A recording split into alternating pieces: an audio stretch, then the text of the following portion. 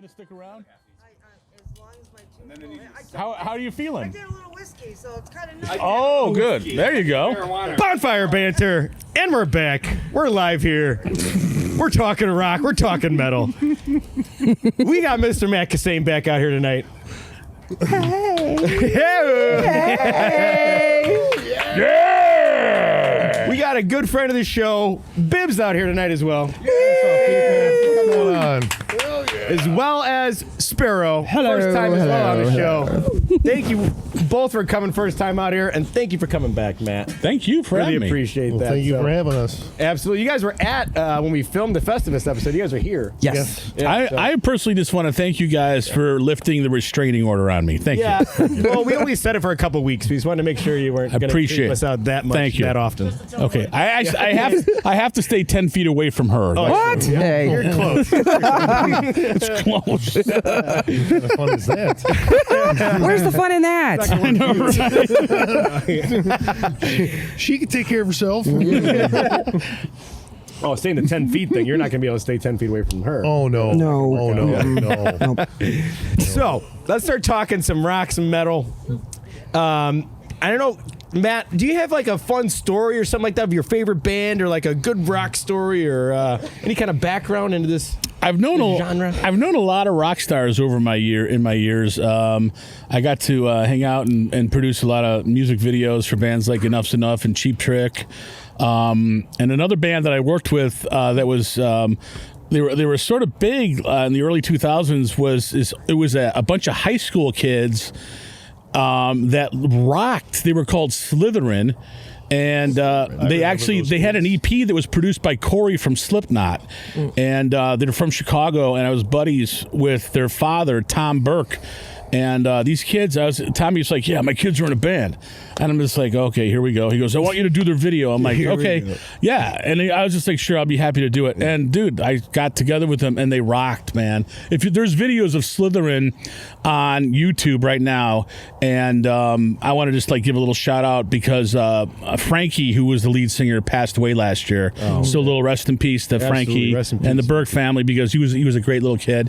But if you ever get a chance to look at the videos, not the ones that I did, but the live videos, they did a tour of Japan. And they played the House of Blues in Chicago with another band that actually lived in Villa Park for about 10 years by the name of Dope. Do you guys remember Dope? Edsel, remember Edsel Dope? Edsel Dope. Yeah, so Dope, they had a house that was across the street from the 7-Eleven in Villa Park. It was called the Dope House. and then like you would see once a couple times every couple of months across the street in the parking lot where Mike's Meat Market is. Yeah. You would see this big They're a sponsor of ours, by the way, Mike Meat Market. yeah, you would see this big fucking tour bus and be like, you could see all the guys loading their gear into there and stuff like that, be going out on tour.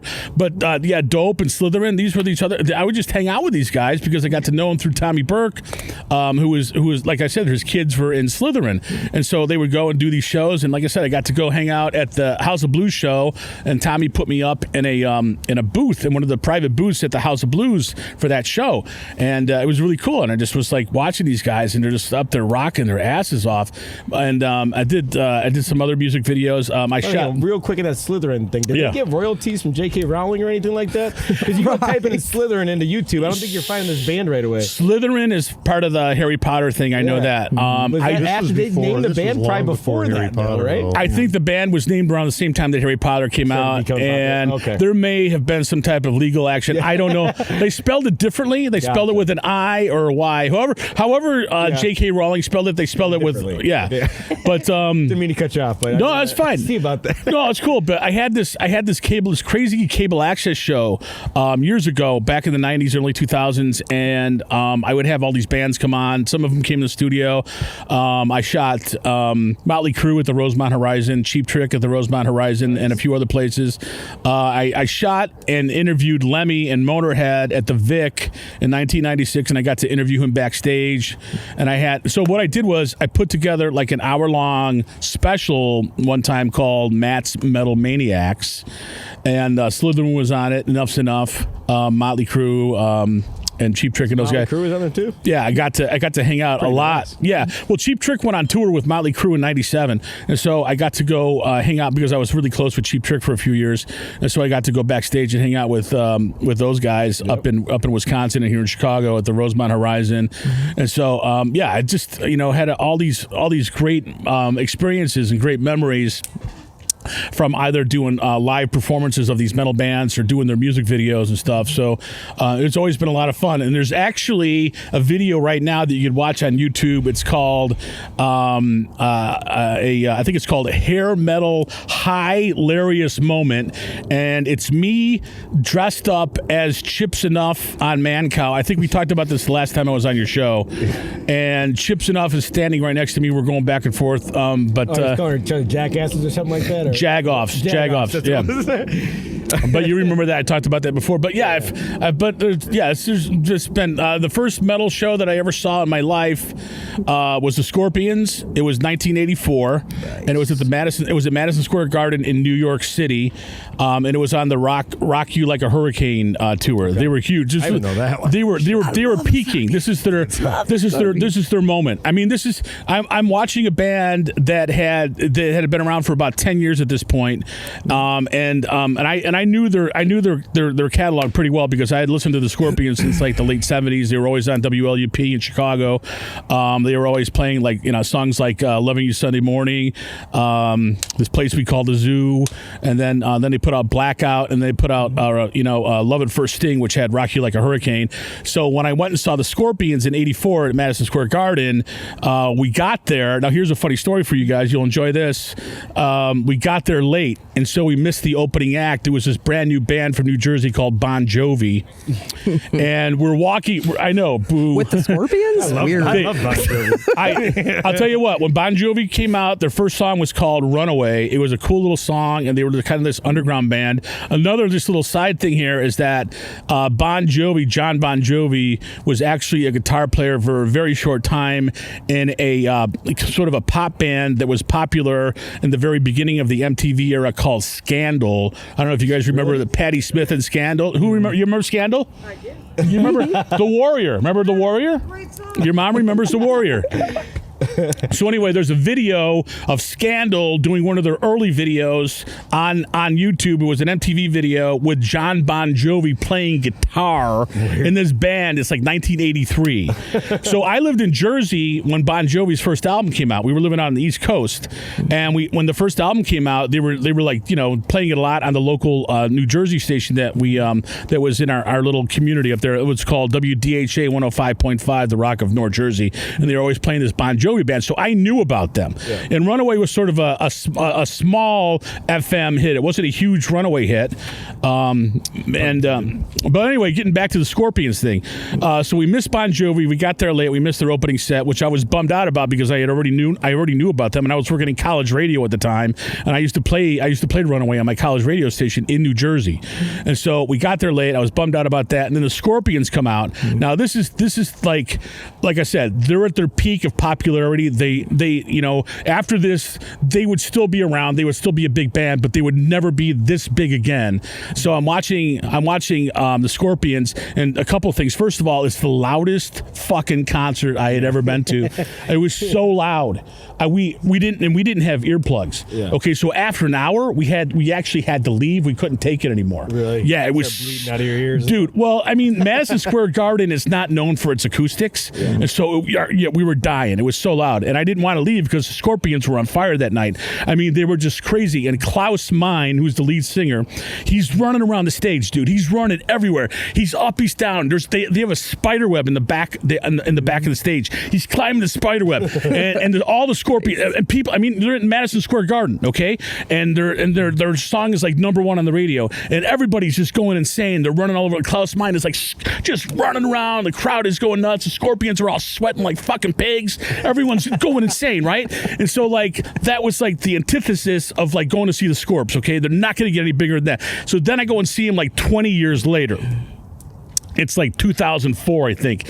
Okay, and they get out there, still a great band, but not quite the same energy level. Yeah. And this is like the biggest move that Klaus Meine had right here. What I'm about to do. Are you ready for it? Yeah, This is it.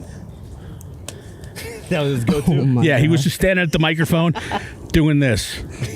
You didn't know what to do with his hand. You didn't know what to do with his hand. That was just his go-to. Yeah, he was still good. They were still great. He still had the pipes, but he just didn't have the moves like he did in '84 with Rock You Like a Hurricane. It's harder to move around after 20 years. Yeah, but so those are some of my favorite rock and roll heavy metal stories. Yeah. I'm shot. I'm done. There you go. That's it. He's gonna leave. Sparrow, I know you're kind of talking about your first concert. I thought that was an interesting one. Tell us a little bit about your first concert. The first concert I ever went to, actually, I was 13, and I went to Kiss and Whitney Williams and the Plasmatics, man.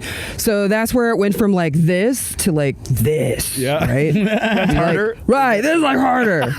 So, anyways, I had no idea what to expect. I was into so many different things, and it was seriously so loud. Yeah. I remember we bought books. Remember they used to have the concert books you could buy for like $20. They're all color, like Yeah. fancy. Yeah. So we bought those and like sheared off like pieces to put them in our ears because it was so loud. But like Wendy O. Williams, she blew my mind. She blew my Who mind. is this? Tell me a little bit about it. Wendy O. Williams was this like crazy kind of punk rock, like against the system chick that like was rocking out, and there weren't a lot of chicks that were doing that at that time at all. So this is very bizarre. And she was like super skinny. She had like duct tape dresses that were literally like just duct Over tape her nipples. around her Over her little nipples. non-whatever boobs, and like mohawked hair, and she just had like crazy makeup, and she was screaming, and like it was crazy. Badass. It was badass. She was like spitting on people, like kick people. Yeah, like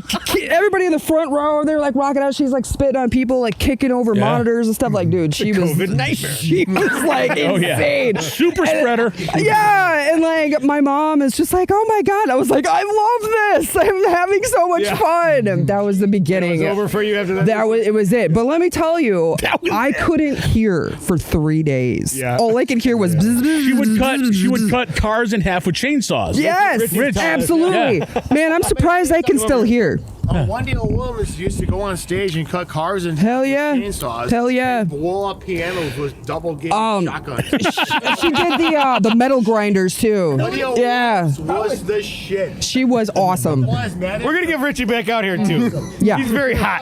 So that was like my They were first sort of like the Sex Pistols, like totally shock rock. shock rock, and like she'd bring out the metal grinder and be sparks all over shit. Like, dude, she was just like shock metal, and that is That's a cool basically visual, just sparks. why I am the way I am today because of Nice. and the plasmatics. But Transformed your life. See, I love It stuff did. like that. Yeah. it did. I like talking about that's why we do different topics every week. Yeah. Because I'm not super into metal rock. Yeah. I know some classic rock. I grew up. My dad listened to a lot of AC/DC. A lot of Led Zeppelin. A lot Me of too. Ozzy growing up. Me too. But to hear that like that shaped your life, it's like Absolutely. those are the kind of stories that I think are so cool. And Kiss was badass as well. I'm not a huge Kiss fan, but I do enjoy them, and like they're showmen. They really are. Well, back in the day, it was like yeah, 80s, man. right? The So huge shoes. they had on. the shoes and the spikes makeup. and like, oh my God, Ace Frehley, which drove me crazy, and like all that kind of stuff. Yeah, dude. But I had a lot of concert goings after that because I was just addicted to going to see live music, and I was always the one that would cut out of the concert early to go try to like meet up with the band. And a couple of them I did meet up with. Yeah, which was Nice. pretty cool. Are you allowed Nothing to tell us? happened. Right afterwards, they're trying to get out, so you gotta like. You gotta go find early like, and go find your the way. You gotta. Are you allowed to say who, or did you have to sign a confidentiality release? I can say the bands. I'm Yeah, not that's gonna say cool. the names. That's cool. Go ahead. Enough's enough. Enough's Enough was one of them. Oh yeah. Yeah. I Winger hail was you. another one. Winger. Winger. Okay. Oh, Kip Winger. Yeah, that was he another was a one. good-looking guy. He was. It was just like all these. I don't know. I was just like in my teens and trying to be, badass and do. Where did you go see these guys at the Thirsty Whale, or where did you? Well, I'm from Iowa originally, so I Pig would. Pen, Clinton, Iowa. I'm from Dubuque originally. Oh, there was a metal bar called the Pig Pen in Clinton, Yes, Iowa. there was. They had a comedy night. I played there. So I went to concerts at like Madison, Cedar Rapids, sometimes Dubuque. Kiss played in Dubuque a lot. Yeah. Winger, those kind of bands, they all played in Dubuque, but mostly Chicago. Sometimes we'd go to, just wherever. Since We're going to travel like 16. like since then, I have been to so many live shows. I followed Nine Inch Nails for for almost 20 years. Oh, like follow like Tord? Yeah. So like, yeah. Yeah. I love music. Yeah, hell yeah. And then Bibbs, kind of tell us. I heard a little bit off screen of your your first concert experience. Tell us a little bit about yours. Yes, mine kind of happened by accident. I was more or less, I had no idea what I was doing. I was 8 years old, and I had an uncle who was going to this show, and it was so long ago, I don't remember what the circumstances were as to why he ended up with an extra ticket. Yeah. But he had an extra ticket, and he wasn't wasting it, and drugged me along with him. So how old are you? I was 8 years old. 8 years old, So okay. this was the spring of '82, where it was Motley Crue and Ozzy Osbourne. Nice. Yeah, that's a show. That is a good got show, to- man. I got to witness Randy Rose play Oh, live, nice. which is like even for being that young and not knowing, having any idea who he was at the time. Yeah. Right. What he did was just burnt into the back of my memory. Yeah. And then from then on, I was just obsessed with, with metal for one thing. And then that obsession turned into, all right, well, if it gets this heavy, What's the next level kind of thing? who makes it heavier? Yeah. And who makes it heavier than that? Yeah. And then who makes Yeah. it heavier than that? I've always been on a quest to, just, I don't know. So where were those next couple steps for you? So you saw that concert. I saw that concert. And then who and did then it harder that you could remember right shortly after Slayer. that for you? Slayer, okay. I mean, that's. I mean, I don't want to sound like every other, no, that's but honest opinion, yeah. I'm old enough to where when they first came out, Yeah. I got to experience that. Yeah. So it's like as soon as I got my first whiff of Slayer, I was like, "Oh, fuck, what is this?" And then, thankfully, Headbangers Ball Yes. came out. Yes. So Who was the host of that again? Was that Ricky? Rockman. Ricky, He's yeah. back. He has a new Headbangers he's got Ball is some awesome. Sort of You got a podcast coming now? out That's to, cool. like, That was awesome. but when that first started coming out, and if you had a VCR, it made it easy Yeah. to be able to set the timer It was late. and watch It was on late. later, Yeah. 12 to 3. Yeah. Right. And, so if you didn't have a VCR, Sure, you man. were like, trying to be smart. Yeah. Like, okay, well, you know what? I'm going to take a nap. I'm going to set my alarm because, Yeah. you never could stay awake until 3. It's funny you make mentioned that, sure man. And sit through all the Yeah. commercials because it's two Sure, man. videos, commercials, Yeah, two yeah, yeah, videos, yeah. commercials. Right. And, if you didn't have a whole lot of friends that were into that type of stuff, that's what you relied on. Right. You either relied on friends that, word of mouth, the whole, the internet was non-existent back then. So, No. I mean, you had Right. to share tapes. Tapes, yep. I mean, and then, you're copying stuff. And by Oh, the yeah. time, you get a copy of Third, it. I mean, fourth it generation. sounds so Yeah. staticky. because, Absolutely. it's on like the 8th copy that you're getting. There's some video on YouTube of the old Headbangers Ball. There there's- is. We watched it. It was Yeah. awesome. Yeah, he's got like Bullet Boys and Faster Bullet Pussycat Boys. and all these Smooth bands. Up in ya. Yeah, man. I remember that shit. So what is it? It's a show that was back in the day? Yeah, on MTV when they used to play videos. From midnight till 3 in the morning. It Midnight was till 3 a.m. nothing Yep. but like what was good time slot for what, if you're trying to, if you get some if you kids. were heavy and had a video, Yeah. eventually you would get put on. Yeah, there. yeah. That's where I got introduced to like Morbid Angel, that type of shit. Like Oh, yeah. I remember when I saw the video for what's the name of that? I'm drawing a blank now. I don't know why. Testament. Trial by Fire. Okay. When I first saw that video and saw the people, it was a post-apocalyptic video. So you have people in gas masks. Okay. But it was like the intro to that tune, and then when Alex Skolnick does that just fucking eerie ass, like arpeggiated lick.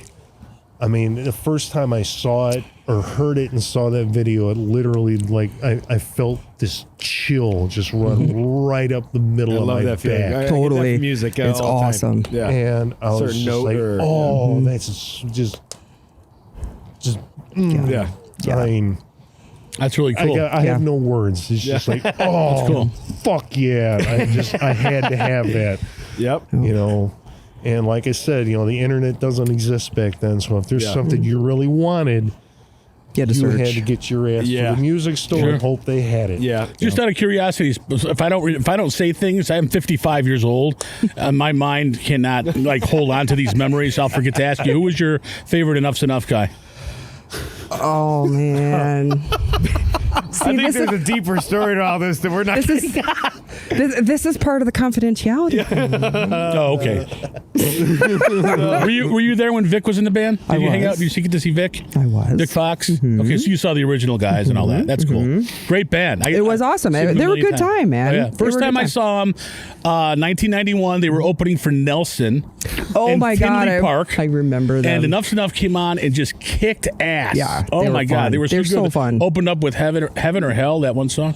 Good band. I love those guys. Yeah, they're fun. Lots of fun. Oh, yeah. Yeah. So what would be? You were talking to your first concert. Yeah. If you could remember, and I know it's probably tough to, Not really. pick just one, but favorite concert.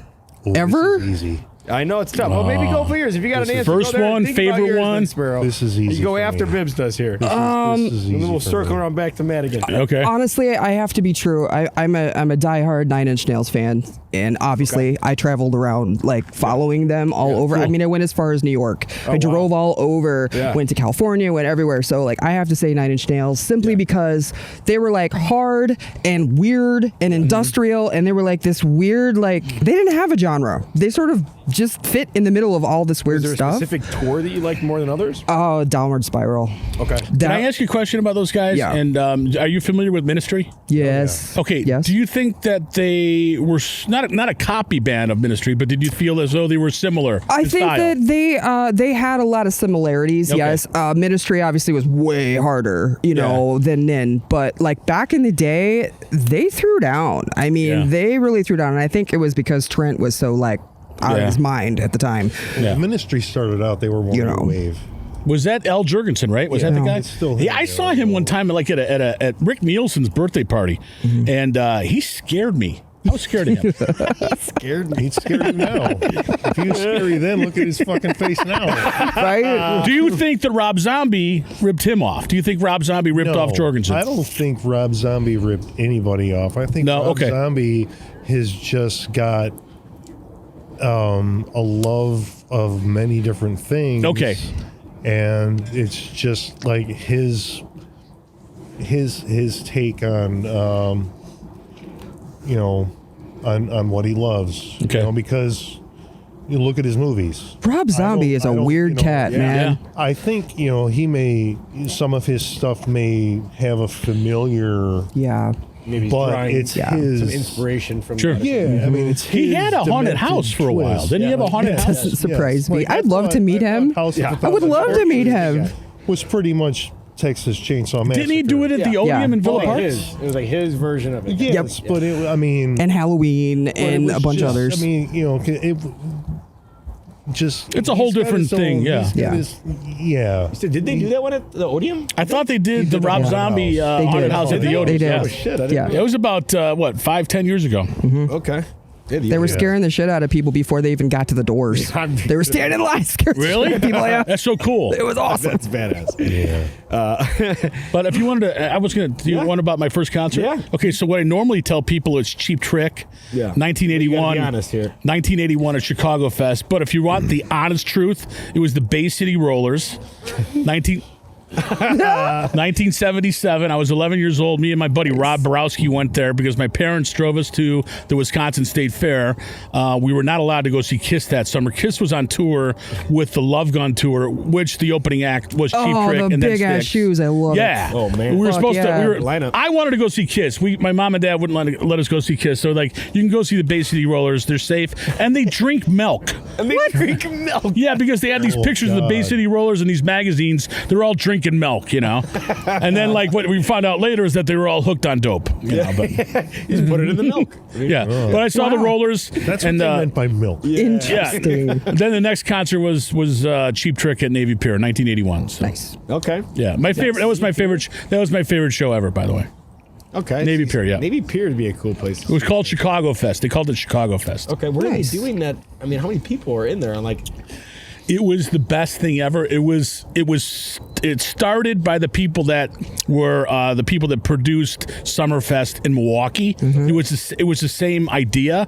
Just have like stage after stage after stage. You could just walk down Navy Pier and just see like the blue stage, jazz, the rock stage, the main stage where like Sinatra played, in Chicago and all those guys. Yeah, it was really cool. that is pretty badass. It was cool. Nice. What's the farthest you guys have ever traveled for a rock show? Was it New York, or you traveled farther for one? Well, New York, because I went to see the Panorama Festival with Nin and a whole bunch of other people, but I also went to California several times. I've been north, south, east, and west, but those are probably the furthest.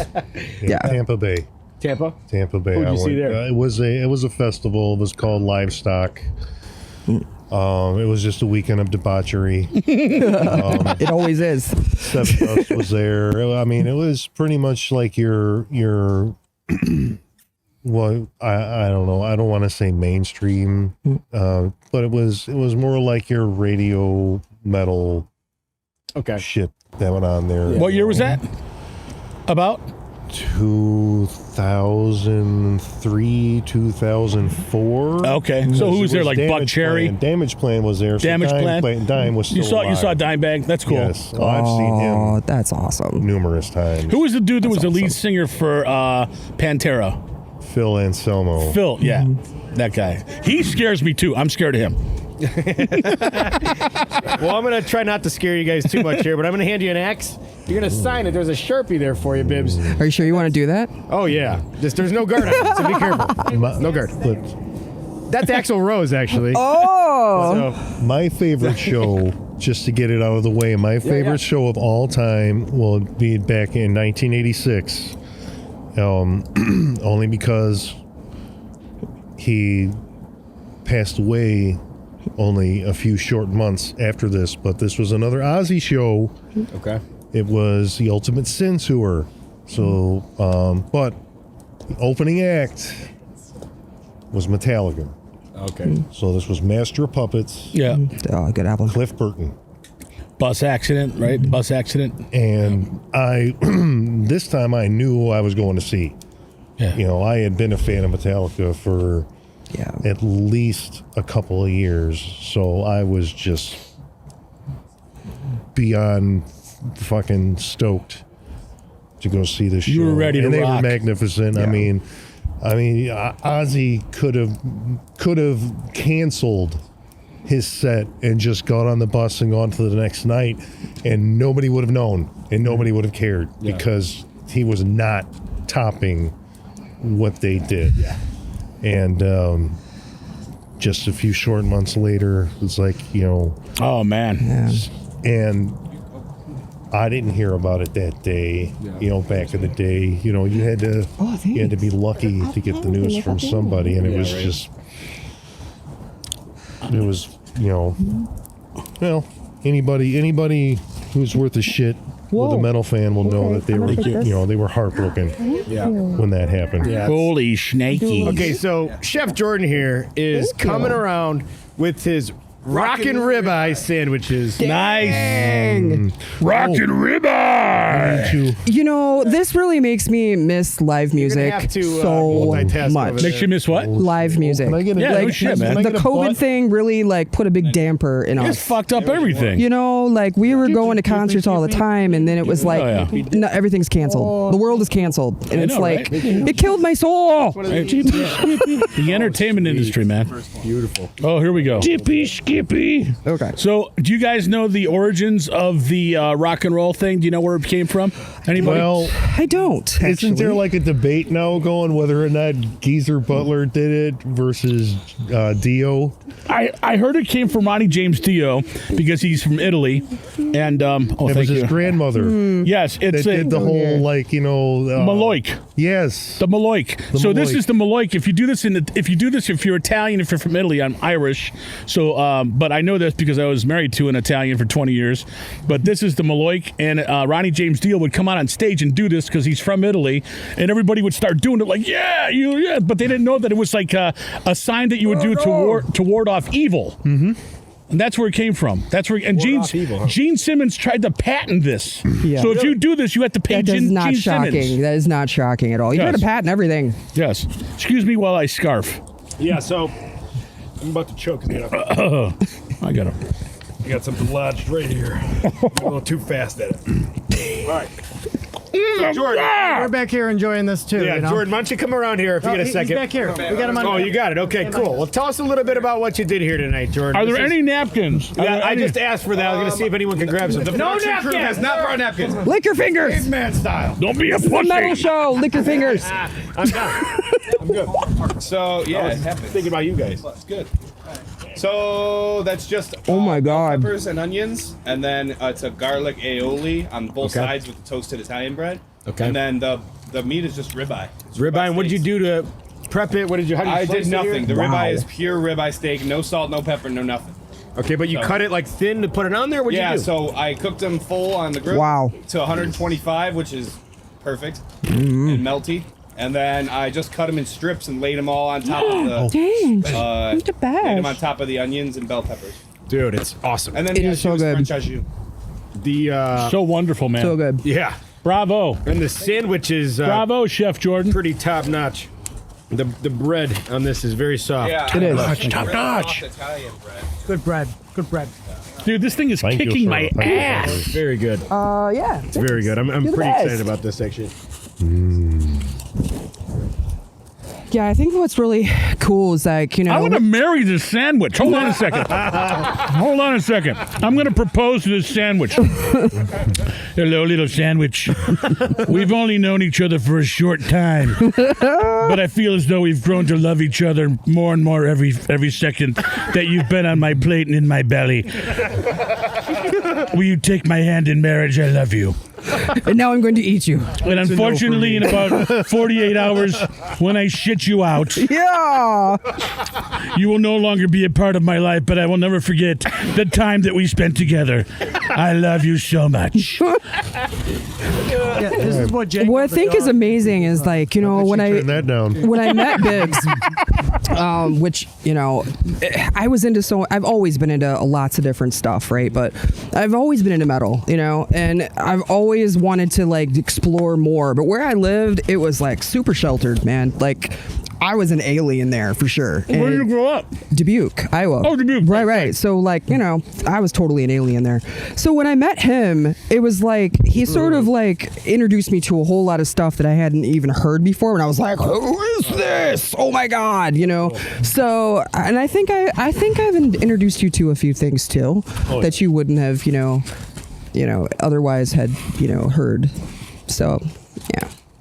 Very much so. That's always Absolutely. fun too. Is when you start to, you start dating somebody or you get somebody else in your life that has similar interests. Yeah. And like, Yeah. some of my favorite bands and some of my favorite songs and stuff are right in my genre, but I never heard them until somebody told me, and then it's like my favorite song. I know you're like, Yeah, it's like, how dude. do I live without this? I know, and then you just keep graduating to this one and this Yeah. one and this one. It's awesome, man. And we've had Like a couple FTA totally was awesome. Like Had a couple the of FTA really tour. cool, festival moments. We do. The last couple of years, like We do. I took her down to Full Terror Assault, which is Week of Debauchery. brutal music festival down in Cave in Rock, Illinois, every September. If you like your music, brutal, thrash, whatever the fuck, it's 4 days of the middle of nowhere. There's no Wi-Fi. There's no cell signal. Camping. Just 4 days of the absolute best party you will ever have in your life. But the funny thing is that you invited me to go to that show, and I had no idea who any of these bands were. No, I had not really one. never heard any of them. I was going in blind, and I was like, I don't even know what's gonna happen. I don't know. But it was the best festival I've ever been to. It was awesome. One of the bands that we watched was Violence, which Yeah. was just absolutely amazing. And really cool thing was that, you know, we were able to walk right up To the stage. to the front of the stage. Nice. There's Yeah, it was nothing. awesome. Where were you guys at? What was this? Cave in Rock, Illinois. Right. Nice. I mean, it's right over the Kentucky River. Okay. You know, separating it from Kentucky. But and she had never been That close to a show stage. that close to a stage Nope. like that. Yeah. So they're playing, they're thrashing out, and all of a sudden, you know, people are stage diving and doing all that stuff. But it's like Yeah. they're gravitating towards us where they're going to leave the stage and shit. So eventually the inevitable happens and somebody takes me with them. Okay. I get up, she's turned around, she's looking at me, are you okay? Nice. Because I'm like dodging people. I'm like rocking on the person. Okay, whoa, purpose. And I'm just laughing. Laughing the was entire awesome. time. I'm like, yeah. Probably the most. I wouldn't say it wasn't all metal, but one of the hardest rock shows that I ever been to was 1996 Lollapalooza out in Rockford. It was Psychotica, the Ramones, Cheap Trick, Metallica, and Soundgarden. I love the Ramones. It was their last tour, and I got there late. I got press passes. I was working for Nice. this indie magazine called Showcase Magazine. Nice. They gave us tickets and they gave us press passes. We got there. We missed the Ramones, but during Cheap Trick's set on the encore during Surrender, Joey Ramone came out and he sang Surrender with the band. It was so cool. He was just up there, this big, tall guy. His arms are all like surrender, surrender. Yep, with the hair. Yep. It was cool. Yeah. It was The good. Ramones are rocking. I love the Ramones. Yeah. And it was like 105 degrees that day. It was outside. It was so hot. The second one I would tell you is just a month after that, we went down to Tennessee Oh, to Exit. another festival. It's called Exit 111. And it was a one and done festival because it was just a corporate fucking money grab. Yeah. Wasn't organized very well. But they had really good lineup. You know, Slayer, Guns N' Roses, Mastodon, Lamb of God, Ministry, Deftones. Deftones. It was Slayer's last it was show. Slayer's last festival Yeah. show. Oh, really? Yeah.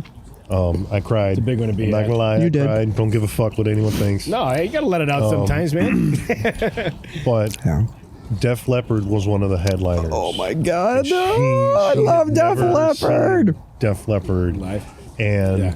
we We were like second in line. We were like right next to the stage. We- Oh, it was so awesome. sat through a set from Ghost. Like, Now, I know Ghost has a lot of fans.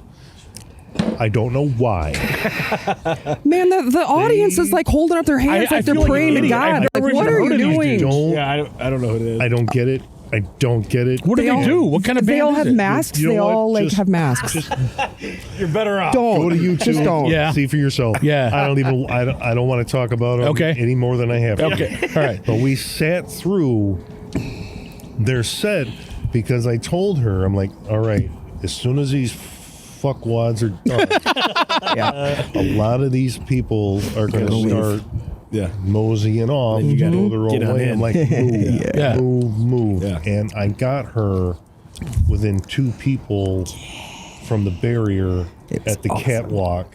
Okay. So Hell yeah. If you For care Def Leppard? enough to get Dude, I was singing. I'm like singing along, and Joel Elliott looks down at me, Nice. and he's because I'm just singing along. Oh, yeah. And he looks down at me and smiles. I was like, Were you a Skid Row fan as well? sort of. I love Sebastian? Sabby. I love Sabby. Yeah, you like that guy? Not so much. Experience. No. And what's funny is that a couple weeks after, about a month after that, we had a friend in from Philly, and we were checking out YouTube videos of this festival that we were just at, and I put on a video that someone had recorded of Def Leppard. Yeah. And I'm looking, and I'm like, wait a minute. I'm like, those are your hands with your gloves on. Because I had little glovies Oh, on. nice. Somebody maybe about 10 feet behind us recording, and you That's can cool. see her going nuts. Yeah. And then every once in a while, you can kind of see me just kind of like with this grin on my face, just going like, oh my God, what is she doing? That's funny. I turned into a But you know teenager what? for sure. I wanted her to have that. It was. You know, it's funny that you mentioned Leopard because I remember when they first came out in like 1981, they had Rock Brigade and Bringing on the Heartache, Yep. and they weren't this overly like popular, like, you know, huge corporate rock band at that point. You know, they got to be like around the late They '80s. were incredible, by the way. They I were- don't- for their, for No, I their saw them. age, Yeah. They were awesome. I saw them in 2017 with REO Speedwagon. They were good. They were Phil good. Collin. Wow, the They man were can awesome. shred. I mean, that's all I can say. Phil The man can. No, not really. Cullen. There's Yeah. a C-U-L-L-E-N. Is it Colin? I was like, man, I had a Cullen, idea Cullen, about Cullen. Phil. Well, Cullen. It was so No, I know who you're good. talking about, though. But I was, because I'd seen them a couple of times, but You never know what to expect when they're older. You know what I mean? gave them. And really gave they them were a chance, awesome. 'cause, Yeah. they're. I don't want to say they're not heavy enough for me, but they're not heavy enough for me. Yeah, they're definitely pop. lack I of would a call it better pop phrase. pop metal. Pop But metal. that night, and maturing with age, they were really, really good. They were. Yeah. Hey, we got a couple beers for you guys to try here. Yeah. Oh. So we're Here we gonna do a go. little taste test, and I think we're gonna Okay. rotate and get Richie on here in a second. But we're gonna. Nice. You wanna? I'm gonna give you this. Yeah, Can there I give you you go. this? Okay. Yes. You are the best. Absolutely. It was so good. Then if I you guys was- got a couple cups back there, Richie's got the cups. I got the cups. All right. Thank you so much. Excuse me. All right, let's get a little taste testing going on here. what are we Is drinking? this more? So this is More Brewing Company. Oh, okay. Oh, We're Villapie. gonna try this guy first. Sparrow, you want to try this before we swap you out? You want to try something? Sure. Yeah, okay, let's do it. Let's do this first and then we'll... So More to Life by More Brewing Company. And this one's called an American Lager. It's a little lighter on the ABV. This is 4.0. But let's try it out. I don't know what this one's all about. I've never tried this one before. Why don't you hold this? Nice. We'll start pouring this out for everybody. Does everyone have a glass yet? No. Why don't you pass this one to Spare? Give everybody a little taster of this. Little tiny for me because I'm weird with beer. I don't know. Well, you can I'm let us just know weird. what you think. Or... Yeah, absolutely, absolutely. So Ross over there, the GM at the Villa Park location. Big shout out. Thanks again for supporting us. Fantastic stuff every time. Allowing us to try this stuff on our show. We really appreciate it. I'll let you go first. So what you got to do though is Just a little. after you try these, we go a 1 through 10 rating scale, and there's decimal points involved. Oh, Okay. So you got to Okay, tell us what what you is- think about this. Is this an ale? What is this? It's an American lager. is what Oh, it it says a lager. So All I'm right, gonna that's go. right up I'm my gonna. alley. I'm gonna start this off with the rating on this one. I don't like lagers as much, but this isn't exactly what I was thinking it was gonna be. It's a little lighter than I imagined it to be, and actually, I'm gonna do this for them over at Mooring, so you can kind of see some coloration on these beers. But I'm gonna give this one an 8.2. I think it's pretty good. I thought it was gonna be a little heavier. It does have a little bit of citrus that I'm getting in there. Yeah. Yeah. So I do enjoy this. Real light, clean. This is nice. Very good one. Matt, what do you think about this beer? Yeah, I like it. It's good. It's definitely the lightest micro brew I've ever had. Yeah, right. There's not a lot of hops. No, it's like, some of them are just like, ooh, God, that's a lot. That's a lot to handle. But this is really good. Good, easy I like it. drinking I like it. beer. Yeah, absolutely. Sparrow, what do you think about this? I'd give it an 8. I'd give it an 8. eight even. Okay. Yeah. I'm not a huge beer drinker, but Okay. I do enjoy neither that am it's I. not like super skunky because Yeah. I really hate that. handle that. Yeah. It's not bad. You know, it's not something I would hang out with like all night, but I would give it I'd give it a 7.5. 7.5. Yeah, I like that. And then Bibbs, All right. what are you thinking about this? Now, before I even say anything, my opinion should not count for shit. Because That's why you're on the am show. We com- think it should. I'm completely ignorant when it comes to things like this. It's still it tastes bitter to me. It's a little It bitter. tastes a little bitter to me. Okay. But then again, I'm not a beer guy. I'm definitely not a craft beer guy. Yeah. So when it comes to this kind of shit, I have no idea what I'm talking Well, give about. us your honest rating, though. Tell us what you think. But it's not horrible. Yeah, It's hey, that's right. it's still got that that bitter bite to it, but it is light, and it's not something where, like, if I have go and taste another beer, it's just going to taste the same. Yeah. You know what I mean? Like a Heineken might do that to you, or something that's real skunky. Yeah. Yeah, but By the way, just so you know, they are a sponsor. Okay, just No, it's okay. No, be honest. No, be honest. I'll make sure I take care of that. I'm gonna say a 7. I'm gonna 7, say okay. I will say a 7. Yeah. And, That's good. We don't want everyone saying 9.9 and everything. But This you is know good. what? Let my score be like in figure skating or gymnastics. Yeah, you're be like the my Russian score. judge. Be the one that you throw away. Okay, everyone else's counts but mine. We just know when Bibbs comes out here, he's a little harder to please. That's okay. Now, if you got bourbon. If Oh, you get a yeah. bourbon Now you're talking. sponsor, then let me come back. Yeah, we might be able to work something like that out. Absolutely. let me know when you do that show. All right. Let me tell you what else I think. Production team. I mean, we've got Say it our, we get our say too, right? Yes, let's see what you guys got. You guys tried? Which one did you try? Well, that's the thing. We've got the IPA. Yeah, we kind of fucked up. It's okay. Well, I'll show the We're a can little off. early. I'll show the can off, and you no, guys we tell got us it. about this guy. We got a camera. Oh, you got it. I keep forgetting. The upgrades. I can't keep up. I can't keep up with all the upgrades. Yeah, you're one of the smooth brains. That's the problem. Yeah. Oh, wait. I need more wrinkles. There it is. Smooth brain. There it is. Okay, Couple more wrinkles would do me good. So I used to work for Lagunitas Brewery, and I've tried a lot of beers. So my opinion means Does matter. something. Yeah. It doesn't. I was a maintenance guy there. It's good. It's not strong at all, like an IPA No. usually is. Yeah. Like, Well, it's an I can see American that this is- lager. I'll bet you they made this for that's- the people that don't like IPAs. Yeah, that's I think me. is probably I think that's probably what it is because it's a little weaker. On the nose, we get a little citrus scent. Yeah. Yes, Um, it does have Citra hops. I asked him. I said I like citrus and hops when he asked me what I like. So this is what he gave me. So, Okay, yeah. what do you think about that, Mike? It tastes good going down, but the aftertaste is a little weird for me. I'm not like Okay. a big alcohol drinker, so that's Yeah. kind of. Is it like finish kind of strong? I'm gonna have to finish this and then taste a little bit of this. I mean, now. probably to me, not to you. It's a little different.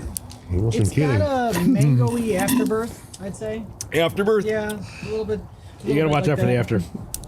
After People freeze that. After what? You know, speaking of Afterbirth, there's a band called- called Unbirth, which is banging. Let me tell you, I heard them and I was like, whoa. Yeah. So, Yeah, they're food for thought. Top notch. Top notch. Food for thought. You guys would not enjoy this one at all. No, I don't will want to tell do you the that right IPA. now. Not gonna I've do never it. heard of that band, but I have a Making feeling I would be puckers afraid and Have you of heard of them. Dying Fetus? It's hoppy. I would be afraid of that band as well. Dying Fetus and Unbirthed are like super similar. Yeah. There goes the Catholic crowd right There's there. no better way to tell you it's been a pleasure having you on. Thank you. We're gonna rotate you out with Richie here. But thank you so much. Thank you. So happy you got to sign the axe and everything too. Totally. Yeah. I didn't kill anybody. It was awesome. Yeah. No one lost any toes. It was all good. So yeah. Well, Thank thank you you. so much for being We on. hail you, Appreciate peace. it. Yeah. All Chips right, now, enough. Richie's been patiently waiting in the I wings. know he's pacing over here. Yeah. Sit down. I want to sit down. Awesome. I love your leather jacket. Thank Do you guys have any floss? you. You guys have any floss back there? I make these, by the way. I got roast beef caught in my teeth. Anyway, You look lovely. Now get the fuck we out of going? my chair. the transition here. Now you got Big Daddy Butt Muscle sitting down right here. Big switcheroo. The old switcheroo. The old switcheroo. Let's trick in the book. All right, Richie, let's get you hot right now. What's your what was your first concert that you went to? Well, to be honest with you, I wasn't even born. I was in my mother's womb. No, now you're At an talking. Iron Maiden and Megadeth concert in 1986. Called that Rock from the Womb. Yeah, Guns N' Roses was supposed to be the headliner, but Axl Rose never showed up. Really? Yeah, that was his. Rose, he's been That was here his the whole time. famous. That was his famous. That was his famous line. Like he just never showed up. So Megadeth was apparently very rock in star town. thing to So do. it was Iron Maiden and Megadeth, Gotcha. and which so happens to be my two favorite bands. To this day, still? Amazing to I mean, Do you think that had something to do with it, though? That it was like burned into your brain? quite It's like possibly. that Thank you. nostalgic feeling? Quite possibly. Thank you to my mother and my father. I mean, my dad is the biggest metalhead in the face of the earth. Yeah. If it wasn't for my father, Rich Leasley Sr., I'm going to give a shout out to him, and my mom, Jody Shout out. Leasley. They are Richie. fucking headbangers to Yeah, the Jody. forever. They are metal to Yeah. the. I mean, that's They got it. you started. You had no choice. This was happening either way. Well, when I first got into metal music, I was around 10 years old. Okay. Also, like around the same time I got into skateboarding. Gotcha. I Kinda line up. hated pop music so much. Yeah. It sucked. So Like you like it now? so I'm like looking through my dad's record collection, and I see like this Iron Maiden fucking Killers album cover, and it's like, wow, Eddie fucking rules. Like this is badass shit. Yeah, right. Like what does it sound like? Yeah. And same as like Metallica, Ride the Lightning, and like Megadeth, Killing Is My Business, and like Slayer, Rain in Blood. So I just dropped the needle on a garbage pick record player that I found in a dumpster, and like two mixed match speakers that I found. yeah. And I'm like, holy shit, this blew my fucking head off, dude. Yeah. And I have never looked back since that day towards loving heavy metal music. Yeah. That's cool. It's in my veins, dude. It's in my sounds like- blood, dude. Yeah. Seriously. I mean, like, my dad will be 60 years old. He's more metal than I could ever imagine being. Yeah. Ever. I've seen Motorhead with him. I've seen UFO with him. I've seen Iron Maiden. I've seen Slayer with him. Megadeth. I mean, He's I've lived seen for it, huh? since day one, Great dude. stuff. He is my father. Is the reason who I am to this day. Yeah. That's Hands cool, down. man. I'm sure that's so fun, Hands too, down. to like be able to And- have something like that close with your father and you get to go see the show. Absolutely. And when my Have these dad, memories. Yeah. and yeah, when my yeah. father was a teenager, he was in the Kiss Army. Oh, yeah. And I'm actually a huge Kiss fan. Also, is my friend over here, Matt Cassane. We're going to Yeah. get into this in a So, second here. I actually have like the old photographs and like my Yeah. dad's like Kiss Army membership cards and shit, Okay. and everything, and like patches. I'm gonna sew the patch on my vest, the next one, or on my leather jacket.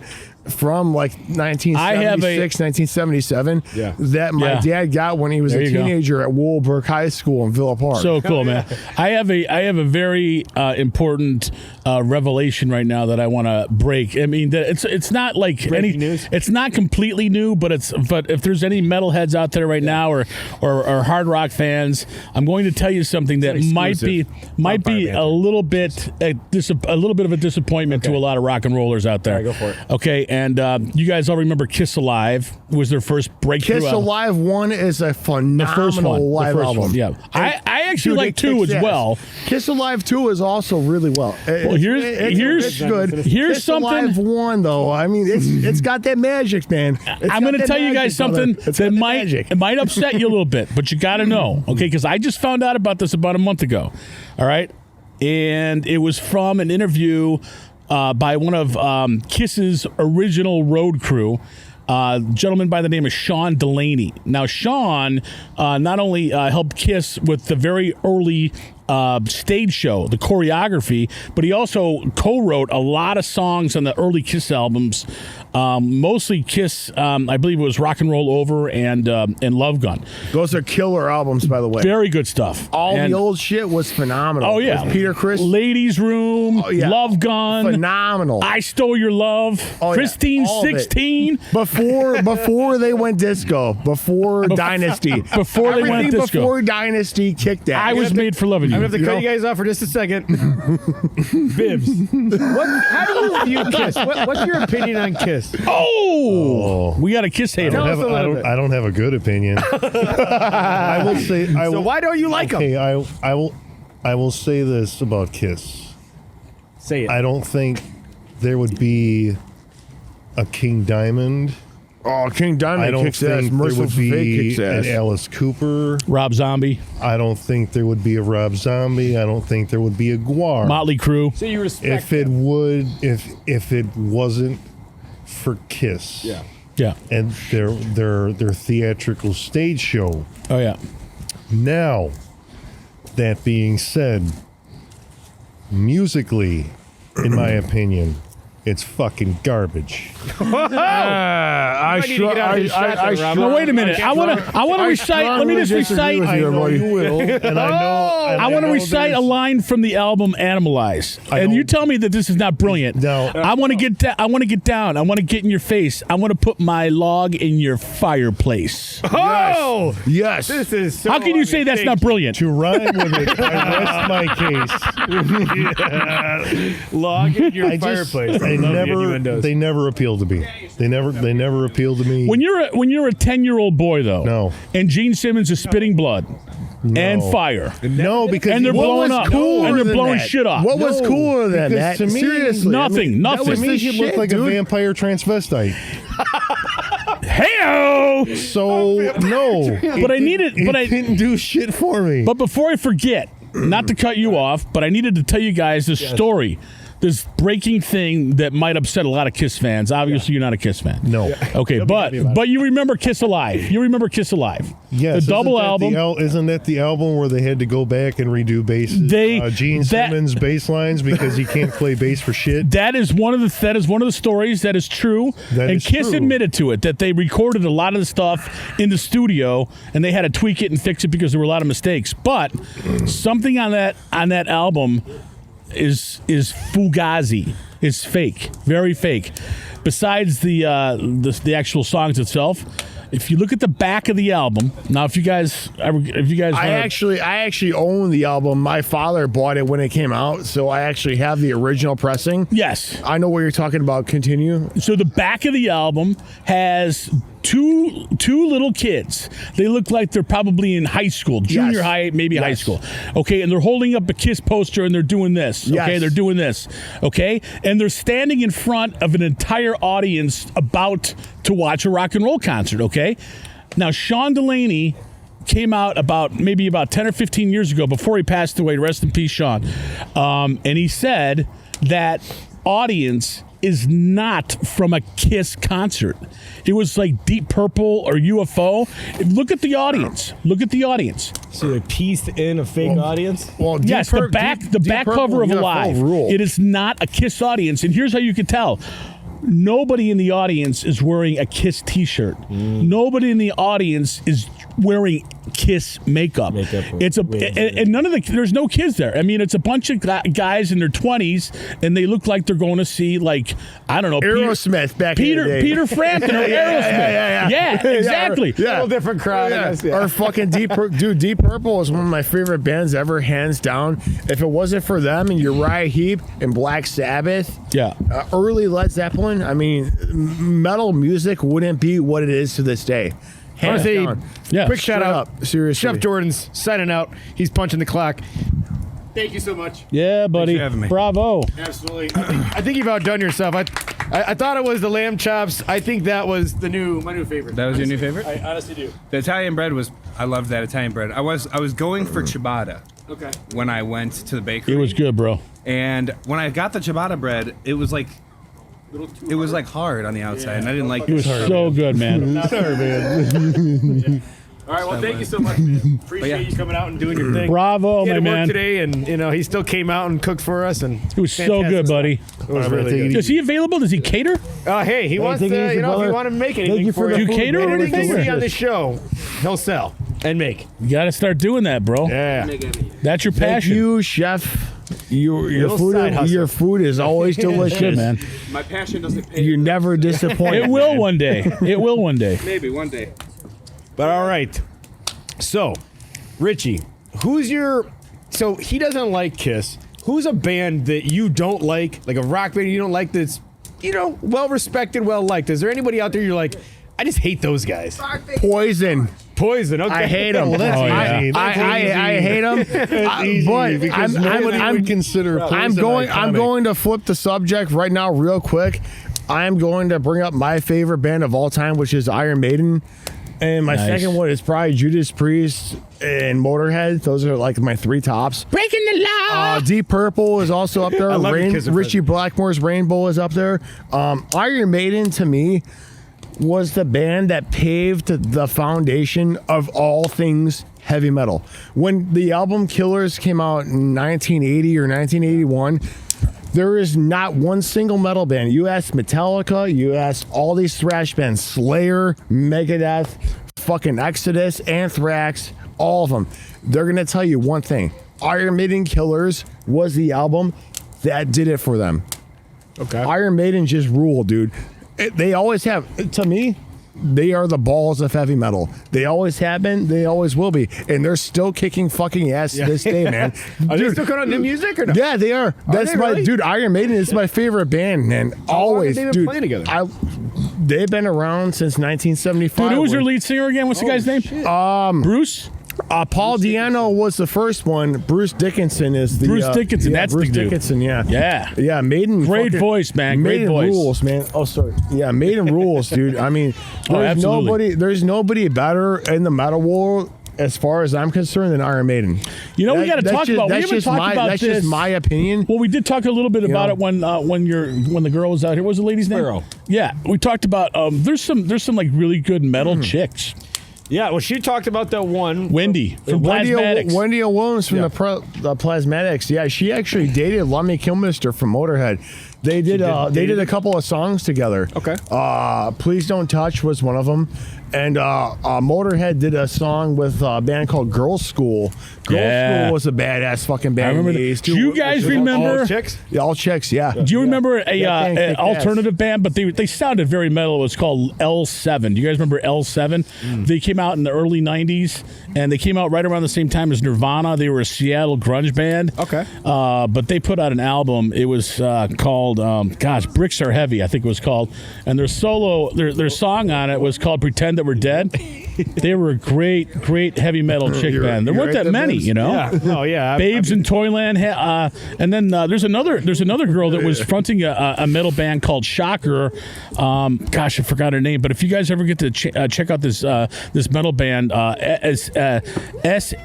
SHOKKER, Shocker. I think they only put out one album. That's an interesting name to have a girl singing Is, with. is Yeah. that kind of like that? Is that kind of like that or what? I mean, Yeah, but she was good. I mean, what is it? You know what I mean? You should hear. No, you should hear. I mean, you should hear her sing. Seriously.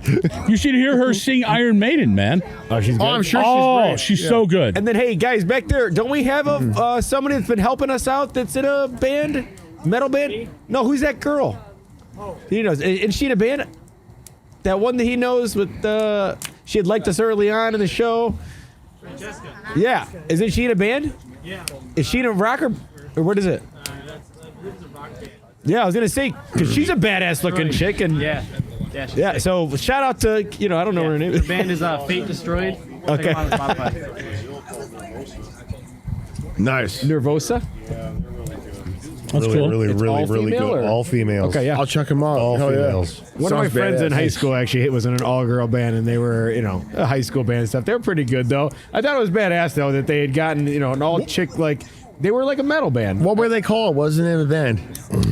To be honest with you, I couldn't tell you. My friend Megan Glick was in it, though, And they played at a couple bars. I went and saw I know her. I remember her from high school. Yeah, I'm yeah. pretty sure. I can't remember the name of the band, but yeah, I remember hearing them around because I was in two bands when I was in high school. I was in a band called Victus Mortis with Hunter Starr and Hey, Hunter just called in. the yeah, other I was day. in a band with him. I didn't realize you went to York. Yeah, I didn't realize you went to York. He's my boy for a long time. I love Hunter to death. I really do.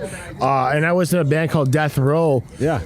With a couple of my buddies, Chuck Dyer and Anthony Jarosik and Alex Spencer and those guys. You know, shout out to them. You know, just guys that we met at the skate park and shit, and just jammed and started good bands together.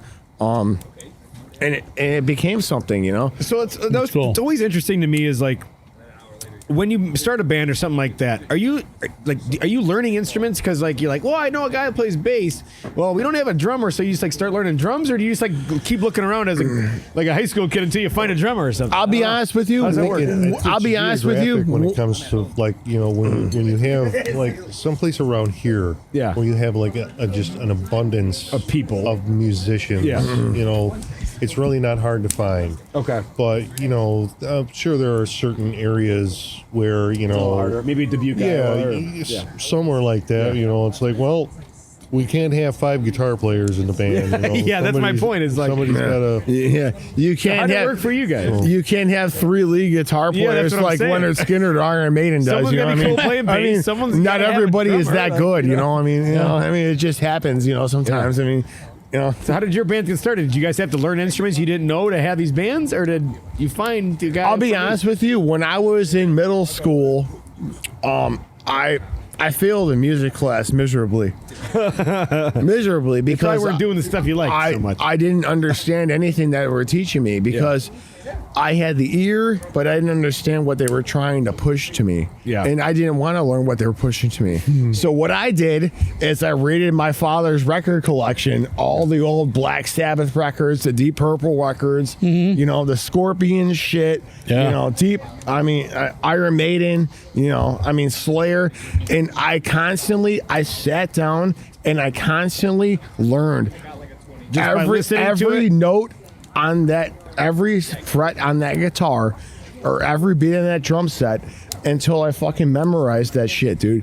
I learned it all by ear. I'm self-taught. That's badass. Nobody could ever teach me because Who was your I had no favorite? You had a interest. favorite metal drummer? You guys got a favorite drummer? Dave Lombardo from Slayer and Nico McBrain from Iron Maiden. Nice. How about you? Those are my two. Wow. Some of these are tough because you know a lot of bands. Also, Clyde Burr from Iron Maiden, rest his soul. God rest his soul. He was like an OG, man. He was good, huh? Oh, he was phenomenal. Yeah, he was on the first 3 Maiden albums. Very cool. Tom Hunting from Exodus. Yes. Yes. Oh, Yes. He's a monster. I met him. I got his autograph, man. He signed one of my Exodus t-shirts at a concert at the Pearl Room Mokina when that concert got shut down. When they kicked the kid out and the riot happened, I was there, dude. riot. It's on YouTube, yeah. A riot. How Yeah. long ago was this? Oh man, 2008, Why did they kick the 2000. kid out? They kicked the kid out. It's just like a teenage kid. He's like 14 years old. He stage dived, you know. Good. No, you're good. You're good. This kid stage dived off the stage. You know, what happens at a thrash metal concert? You're going to dive off the stage. You're going to have mosh pits. It's fun. It's good, friendly, violent. It's good, friendly violence, you know, is what it's called. Yeah, yeah. So the security guards were these big, like, fucking, like, ass hats. And they're just fucking bouncing around. And they grabbed this poor little kid. He was like a teenager, like I said, and threw him out the door. So Gary Holt, the lead guitar player of Exodus, he saw it happen. He decides, let's stop playing. Really? Bring the kid back in. No way. Bring that fucking kid back in. Bring it back in. So what did they do? Did they bring him back in, or they just said no? Oh, they brought him back in, and then the place just erupted. Really? Yeah, it's on YouTube. It's on YouTube. If you guys pull it up, I think it's from. It was at the Pearl Room in Mokina, Illinois. like I miss that 2010. place. It was fucking insane, dude. The place just erupted. The whole place went nuts. As far as it's like everyone's- and then Exodus plugged back in, and they continued to play. So they said, "I'm done until you bring this kid." back." It was during the song "Children of a Worthless God," I believe it was, and yeah, it just went insane. And after that, they played the Toxic Waltz, and that was it.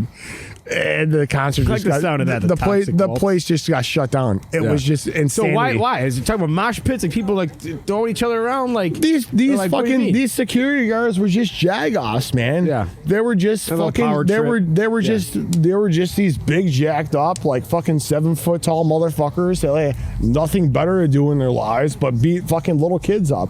It's like, dude, these guys are just having a fun time, Yeah, man. leave 'em alone. There's nobody that's hurting each other. Like if you fall down in a mosh pit, everybody's gonna pick you up, man. That's a metal brotherhood, man. That's just the way it is. You know, if you're gonna stage dive, dude, everybody's gonna catch you. That's how it rolls, dude. That's cool. It's a metal fucking community. family, dude. It's a Little community. That's what it is, man. Yeah. You know, and There's unwritten rules of this shit. exactly. You know? Yeah. Yeah. So, long story short, yeah, Exodus was permanently banned from there, and Really? the place doesn't exist anymore. Yeah. They burned it to the ground and salted the earth. And they left it. Exodus didn't, but I'm pretty sure they were part of it. So yeah, It didn't help. It didn't help at all. Gary Holt and Tom Hunting definitely had a part to do with that. So yeah, yeah, it was definitely a good time. Bibbs, what's the craziest thing you've seen in a rock or metal concert? A Riot.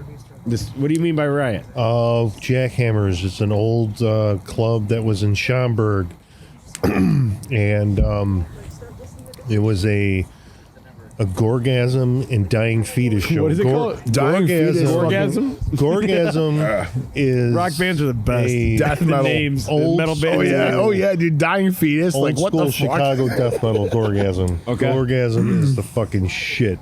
They- Yes. it- Very can't good. say Very enough good band. shit Yeah. about Gorgasm, but anyway, Hilarious. it was Gorgasm and Dying Fetus at Jackhammers, and during Gorgasm's set, the pit was so ferocious that some kid ended up with a broken collarbone Oh, that shit. was protruding through his skin. Yeah. Oh, that's death metal for you. So- Hey, shit happens. It takes just the right shot to your collarbone. It doesn't take a whole lot. Security guard said, "That's it. No more moshing." Okay. Now, Weren't able to stop that very well. now,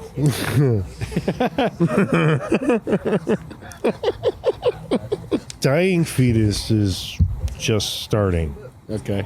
and you've got people that are trying to. They're trying to start shit, and as soon as they do, security is on their ass. Okay. And I don't remember who started it. There have been rumors of who actually threw the first punch. I won't name any names just because if I'm wrong, I don't want to be a dick. Yeah, right? But needless to say, somebody tried to start a pit one last time, and security may or may not have gotten a little bit too rough with the patron, and somebody just fucking clobbered Security the guard? security guard. Oh, man. And then once somebody saw him hit the security guard, somebody else jumped on top of the security guard. And it just and melee it was style now. just a fucking free for all. May I tell a story right now? Yeah, About go. the most violent concert I've ever attended in my Yes, life. please. There used to be a place, if you took 83 down to Lamont, it was like 111th Yeah. Street. It was stage 83. Yeah. I saw it was Agnostic Front was the headliner. Municipal Waste open, and God. dude, when You are Municipal hardcore fucking- Waste tore the fucking place to pieces. You know? When Agnostic Front came on, it was literally 20 minutes into their set. There was literally 15 fucking squad cars outside, and there was 5 people getting carried out on stretchers. Oh my god! How violent it was, dude. People throwing punches or just Agnostic Front is one of the most hardcore bands ever. They're New one of York the hardcore. originators. They're the They're like- originators, yeah, they're man. at the forefront of they New are York the hardcore. forefront of hardcore, dude. gotcha. They've been around since the early 80s. So you have they a lot are of the real the, deal, dude. Gotcha. Straight That is, edge. yeah. You got a lot of straight edge people that go to this. These are But these are wait, morons Bibbs. that they don't drink, they don't do drugs, they live like the cleanest of clean lives, but They go to these concerts. go to these concerts looking to start. Like almost a fight shit. club. It's like Fight Club. Like you need it's to get punched in the face or it's something. like their addiction is the violence pain and the and, like, pain the that they cause. It's like you have no idea how fucking retarded you are. All right, so here was the deal. Here was the deal with an Agnostic Front, a Municipal Waste concert. You had Nazi skinheads, you had metalheads, you had thrashers, you had punks, you had bikers. It was just the It was like ultimate warriors. combination. It was the ultimate combination of everything that shouldn't have been together in one place at perfect one storm. time, and it was just brutality, dude. I was in the front row. I mean, when Municipal Waste was playing. Yeah. And I backed off. I knew Agnostic Front was playing. I stood all the way in the back, dude, because I knew. Dude. Because it was just a bad combination. Back of the head with anything, Dude, You know, there was a girl that had her fucking nose literally like fucking busted like this, like sideways, man. Smashed sideways. There was people with their fucking eyes like bruised and shit, like done, man. Like like done. You're just done. Like broken arms and shit. Like you're done, man. Like and the concert got shut down before Agnostic Front even finished. Oh, their they shut set. it down. They shut it down. They shut it down. they got paid. My cousin was. I'm sure they The sheriff was there at that show with me. Yeah. He'll tell you the same story. It was insanity, man. That is hilarious. And dude, it was one of the most badass concerts I've ever saw in my life, dude. Municipal Waste ruled. Agnostic Front Saw a dying ruled. fetus there one time. I was shrooming my fucking balls That would be a trip to see a metal concert. Oh on some man, My- it my was old band, Death Row, played I've there, done dude. that quite a few times. I've seen Vader shrooming, Vader and Warbringer shrooming. Warbringer rules, Or dude. may not have also done this before, but I it was watched Lil Wayne and Drake Suffocation concert. and Decrepit Birth and Flesh God Apocalypse while shrooming my ass off. Nice. It was just just yeah. Well, I you're going to mean, those festivals too. I don't know if you've ever been to these. I mean, I've been to a couple festivals in Tennessee called Bonnaroo. Oh yeah, the Exit 111 festival Yeah. was on the same grounds. it? Yeah, the- and the I went to bar. Bonnaroo once when Tool and the Police played. ZZ Top played. At one You are point. now? Yeah, you are now. Oh, When that comes shit. back up, we'll switch bibs out and we'll Yeah. rotate it around. But yeah, Oh yeah. Look, it's Mark Smetty. But, Shit. Mr. Smedbron, Mr. What's up, dudes? Smetty. good to see you there, brother. Welcome to the panel. So, I know you're a big metal guy. Justin, Oh. they're in a band together, by the way, Bibbs and Yeah, me. Yeah. Oh, the two are in a band What's up, brother? Yeah, we Hi. we jam together. I play drums and I try to play guitar. Yeah. There you go. Try your best. I That's try all my that matters. best. I try my best. That's all that matters. Our other guitar player, Timmy, is Timmy the Red. Timmy the Red. He was on our is Goodfellas the- is- episode. Yep. He's the fucking riff master supreme. Yeah, Timmy is a hell of a He's a guitar lead player. guitarist? He's phenomenal. I love that if guy. we do leads, yeah, he would be the guy. He is the only one. I actually started this band a few years ago. It's been about 5 years About now. 5 years, and a lot of stuff's been going on. So guys, be patient. I got divorced and then had to sell a house, and I've got 5-year-old twins. So Yeah. And COVID, I'm sure doesn't help the live music game either. I'm getting my shit back together, and you know there will be recorded music. But when I wanted to start this band, Tim was the only one I had in mind yeah. for a guitar player. So if he said no, Pretty much wasn't it happening. probably wasn't going to happen. Hey, that's cool that he said yeah. Yeah, it was pretty cool though. I saw what they were up to, and I wasn't doing much on drums at the time, so I was like, "Hey guys." You're kind of to my point of like, so like, wait, you know a band needs a drummer, do you just like learn drums then? I mean, I've been playing drums since I was 11 years Okay. old, so like I had an older brother who was really into like I had an older brother who was really into like Metallica and fucking Jimi Hendrix and all kinds of cool shit. So music in my household was a well accepted thing. And as you get older, you get better at your instrument. And, Hell yeah. Was that was your only instrument growing up? Just drums, or were you a guitar guy too? No, I never learned a stringed instrument. I always thought really? I considered it at one point, but dude, that's taking out a whole other animal, man. Oh hell yeah! So I figured I would have been better at getting better at playing drums the rest of my life. What's the name of the band? Yeah, what's the name? Oh, the name of the band is Scathing Torment. It's a thrash metal band. We're out of Lombard. Hell yeah! And we're going to be having you guys on soon. Yeah, soon we will be performing on this. Scathing Torment kicks fucking ass. I actually started out as the bass player. Okay. And we were looking for a guitar player, and I don't know why, but it's guy after guy after guy after guy kept showing up, and for some reason they just could not get past the first riff.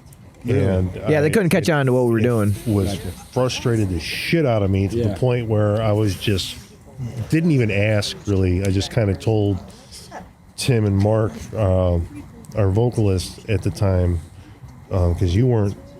I might have been. You may have been just starting. Or I think you just started, but I had just pretty much told him, I'm like, you know what? Not working. I'm going to switch guitar. Oh, good.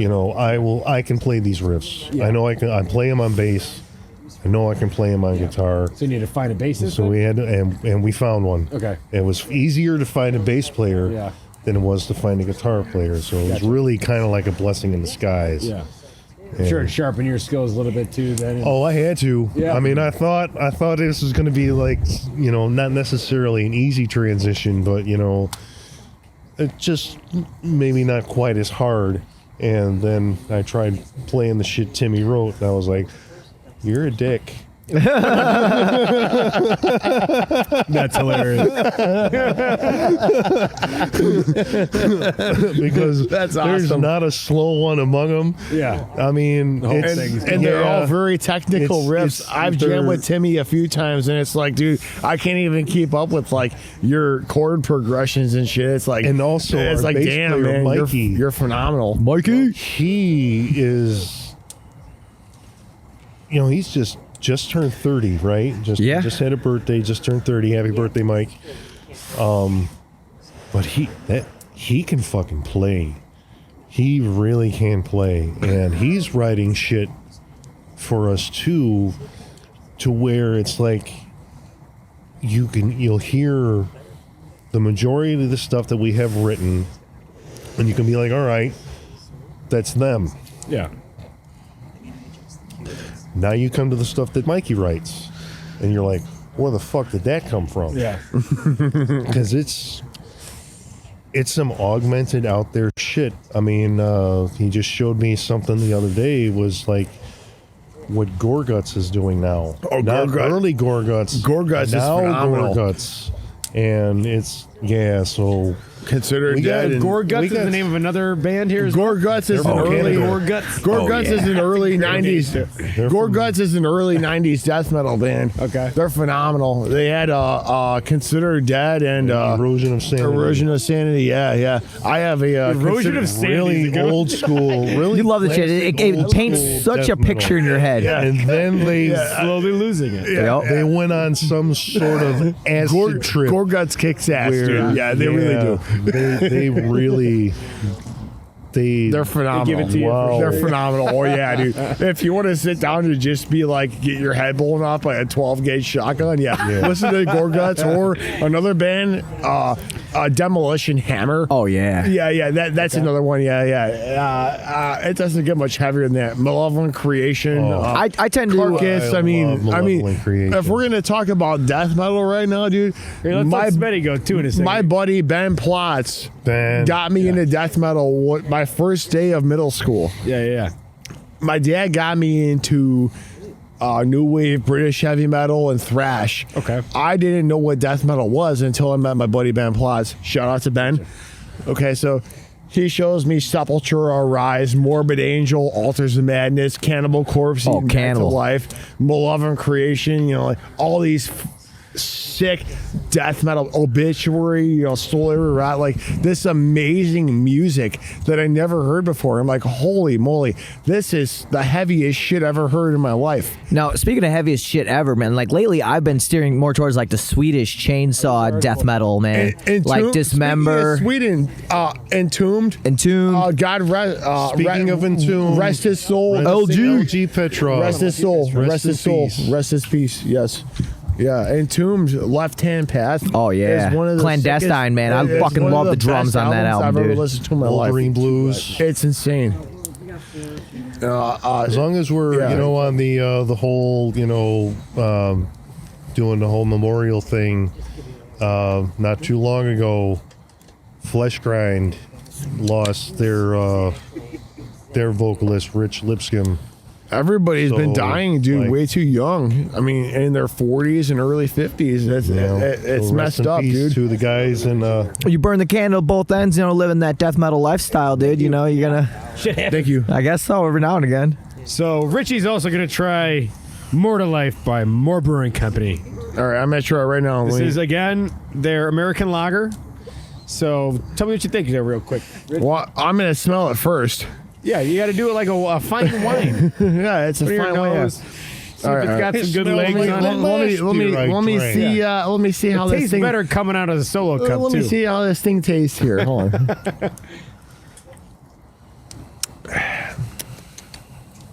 Wait.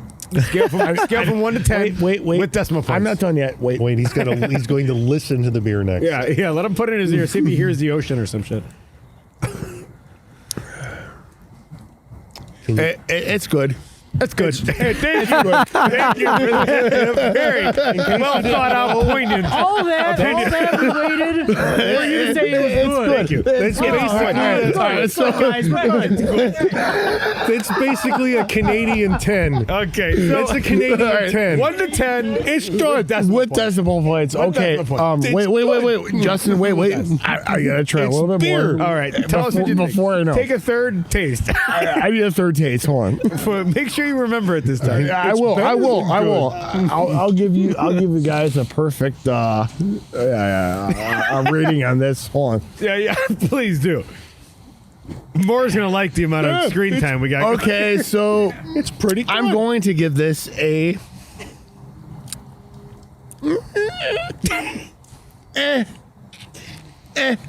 I'm going to give it a 8.2. 8.2. There it is. That's He's the firing them out. alcohol Not so per- fast. Not so hot.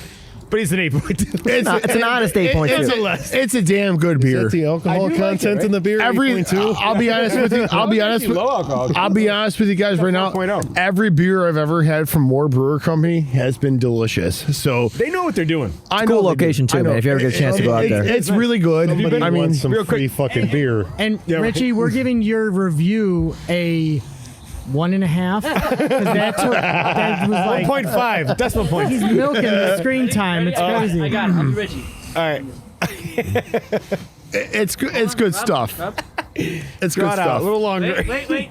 The plastics of Keep the cup. drawing it. It's the Helps. plastic. It's giving it. Are you a smelling the little plastic and not the beer? something, It doesn't smell like ass so much. It's See what not you think, very Mike. good. That's the.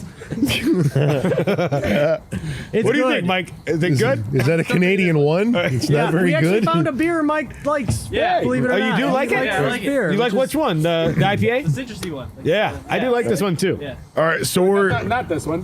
we're hearing from our engineering department right now. What do they think about it? They think it's pretty good. I mean, Don't it's call a us damn engineers decent ever beer. again. I don't mind it at all. I think. It's I mean, very good. Yeah, we're the monkeys behind the screen. I would drink a 30 case of it any day. I mean, I would. Any day. any day, yeah. I would say though, with this moreover, this is one that I asked, or Ross, the GM over at Moore Brewing Company, asked me my preferences on beer, and I told him citrusy, a little hoppy. This is the one he pumped me out, and after trying this one, this is a 9.1. I think this is delicious. I think they're partially cloudy by Moore Brewing Company is slightly better. It's a little lighter, little cleaner tasting to me. But I'd check them both out. And again, thank you to Moore Brewing Company once again. Yeah, it's a damn good beer. Smitty is not trying beers at the moment. I'm good for now. I appreciate Yeah. it though. So, Smitty, what is your first rock or metal show you were ever at? Do you remember? Yeah. I mean, well, I don't know if this counts, but I was 11. Okay. And my older brother was 13, and he brought me to the UIC Pavilion to see The Offspring. Oh hell yeah! Okay. Yeah, and it was rules, dude. it was Hell when yeah. Americana came out. You know, they had that real big hit, "Pretty Fly for a White Guy." Hell yeah! And dude, it Offspring is was amazing. I've never had an experience like that. I mean, they're you know. definitely playing some like rockish type. Yeah, I mean, it was cool. It was cool. Like, you know, it definitely led. radio play on pops. You know. It was astonishing to see, like, you know, at home, you know, you see the music videos and then, like, holy shit, that's the guy from the fucking music video, like, right there, man. That's fucking awesome, man. You know, being a little kid, that's like, Yeah. Yeah. Right. Yeah. Okay, guys. Absolutely. It was a pleasure. Absolutely. I have to get my kids home. Thank you and so in bed, much. and thank you. For We having me. appreciate it. Hey, always a Thank pleasure, you so man. much. We appreciate another guy coming out, getting Always on nice the to axe. see you, man. I got my name on the axe. Oh, you're I'm on there. yeah, you're frozen in time now, brother. you're there. Mr. Axl Rose appreciates the fine, tender care you took on him. If there's any Pantera fans out there, Warm your we'll ass before you sign leave. that axe for a long time. all right, That's all man. I gotta say. Guys, You have home a safe, good night brother. there. everybody have a good night. Hey, take it easy, Bibbs. brother. Mr. Guys Bibbs, do take it good. easy, man. So is Mr. Matt Cassane hanging out anywhere still, or is he still in the building? He had to leave? All right, Smitty, do you want to, let's pop Smitty into this chair, maybe? Let's rotate him over. I think Mr. Matt Cassane had to leave. He had an emergency departure. He kept the seat Hey, warm but for I you. think we're gonna bring Yo, can I have a fresh Wes, This one doesn't have phone. the head of security. Oh He's gonna jump yeah, on the here we panel. go. Yeah, here we go. Unexpected. Yes. He's walking the door. He didn't even know he was gonna be on. That's how I started around He here, didn't know he right? was gonna be on. And if at some point, Uh-oh. Can I steal one? I'll see you in the morning. Yeah, absolutely. Oh yeah, Love you. dude. Thank you. All right. So, Well, it wasn't even a real one. That was gotta be like, quicker than that. I didn't. It was a make shitty pass to throw. ball, dude. So, Wes, yes. what was your first rock or metal concert you ever been to? Well, first concert period, I was with this guy over here, and it was actually at, I think, Fox Valley Mall. It was Mike V and the Rats. Mike V and the The Rats. skateboarder, Mike V and the Rats. Yeah, it was. Yeah, it was. Yeah. And then otherwise, big bands. I think when I moved up here, the first one was Slayer or Megadeth. shitty band. The headline, or it was on first, was Red Chord. Not a fan. And then Guar was the headliner, and we saw that at House of Blues. Me and Richie. It was incredible. I had no idea. All he told me is, yeah, dude, come with to the show and wear a white t-shirt. Didn't tell me anything else. That's the first time I saw Guar. Good advice. And that was it. Right then and there. So we walk up, you know, I'm like expecting people to look like this, and everybody's wearing white. And I had no idea. He didn't tell me. They don't show what they do in their shows in the music videos normally. And next thing you know, it's like, you know, it's like I had sex with a unicorn or something. I'm covered in God knows what from Green and odorous, red you know, slime. rest his soul. One of the wildest things I've ever seen. That was my first show. Yeah, House So of Blues. Blue Man Group didn't start this shit. Oh hell no, dude! Odorous started that by himself. Dude, Guar did it in the 80s. They were wearing like I don't know, like styrofoam, like masks and like football pads and shit, like Really? with these big spikes on them and like shit. Oh, they were some like And they had some like what they were had those like guys? dinosaurs and Yeah, big Gorgor, magnets yeah, on and they- stage. they were Gorgor, personal Gorgor, slaves. Yeah. They They would had, come like, out, slaves, and yeah. then that show I'm talking about when me and Richie saw it, my first actual metal show ever. They also, I think they assassinated Saddam Hussein on stage or something too. Sweet. And They do all kinds of and cool shit. Hillary Brutal. Clinton. Not the Yeah. real Saddam Hussein. No, but you know they're right before effigy or they did something. that right Imagine. before they played their song "Bring Back the Bomb." It's incredible. And before I hopped on, I was hearing Richie talking about stage diving and the other shows. I was at most of those with him, but since I'm a lot smaller than he is with the stage diving or starting the mosh pits, him and his buddies used to pick me up and throw me, and I would just. against my will, have to crowd surf, and or he'd just be like, "Yo, cuz, let's go," and then he'd push me, and then we'd just start a mosh pit on our own, and it would get wild. It's, I was always down. Crowd surfing, and you got all those hands touching you. Anything weird? Sometimes it is, but it wasn't as open back then, so people were a little bit more conservative. Sometimes they don't, But the worst experience I have crowd surfing is one time. It was actually on State Street. I wish I could remember the venue. Yes, it was Reggie's. I saw lower class Reggie's brats Rock there, and I was crowd surfing, and then I caught spikes on the top of one of these in my back, and that wasn't Didn't feel so great. Well, I was too shits to the wind. But the next morning I was like, oh well, apparently I've been stabbed 8 times. And that was a great time. So I've actually crowd surfed one time in my life, and I was dating a girl at the time. She was hell-bent on sneaking into Lollapalooza. Okay, Lollapalooza Bawaza. I didn't think it was gonna happen. I don't know what that's all about. I missed that. But anyways, South Park. Sorry. Okay, I can dig it. Anyways, so okay, boss. She's like hell-bent on getting into Lollapalooza and sneaking in. So I'm like, I don't know how you're going to pull this off. So she's starting to see people walk out with the wristbands. And it's Sunday. It's the last day of the show or the festival, if you will. And she catches a couple people walking out, and she's asking them to slip off their wristbands and, like, give them to us without breaking them. Been there. And we ended up finding she was a good-looking girl and was charming people and trying to, get them to do it. And she finally came across 2 people that did it, slipped them off. We got them on. The sun was going down on the Sunday, and Pearl Jam is the headliner. Oh, shit. So nice. We Not did a bad. Pearl Jam concert, Nice. and we're standing there, and she's like 100 pounds, like this tall. So one of the friends, we ended up walking in and seeing this girl I knew from high school, this girl, Michelle Kohler, and we're all jumping around having a good time. And at some point, Michelle Kohler's like, let's let Lauren crowd surf, put her up. So she's easy to pick up, so the couple of us pick her up and just start passing her forward toward the stage. Okay? Which the problem with this is that people's heads are turned the opposite direction. Right. Because then they put me up. And then I start going, and for a while it's working. It's working, it's working, it's working. Until some unsuspecting guy, I kicked him right in the back of the head. Because, like, I'm starting to go down, I'm losing it. Like, people are, like, starting to not. Mind you, he was attention. barefoot too. Yes. Yeah. He has a little bit of fungus on his ear now. Back of his ear. Anyways. So I start going down. I'm trying to, like, grab heads and, like, keep myself up. And there was just, like, there was no saving it. I'm like, Gravity's a bitch. and I kicked this guy about right it, in the Mark? back of the head. I'll never forget it because I landed. We're sitting there. And the guy's like, oh, what the fuck? I'm like, dude, my bad. I had no control over it, blah, blah. And he's like, starts smoking a bowl. I'm like, you mind if I? And he's like, all right, man. After I kicked him in the head, he There you go. Dude, Justin, check this A out. really nice guy. I think it was Arlington Heights, Municipal Waste, and Skeleton Witch concert.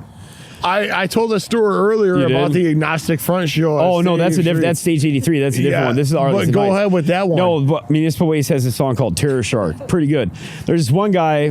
At that point, me and Richie were like following Municipal Waste around every time they came, and this guy like busted out an inflatable surfboard, and like was almost like just whitey tighties and hopped Literally. off. There was no stage, but he got put up and then was on a surfboard through the crowd.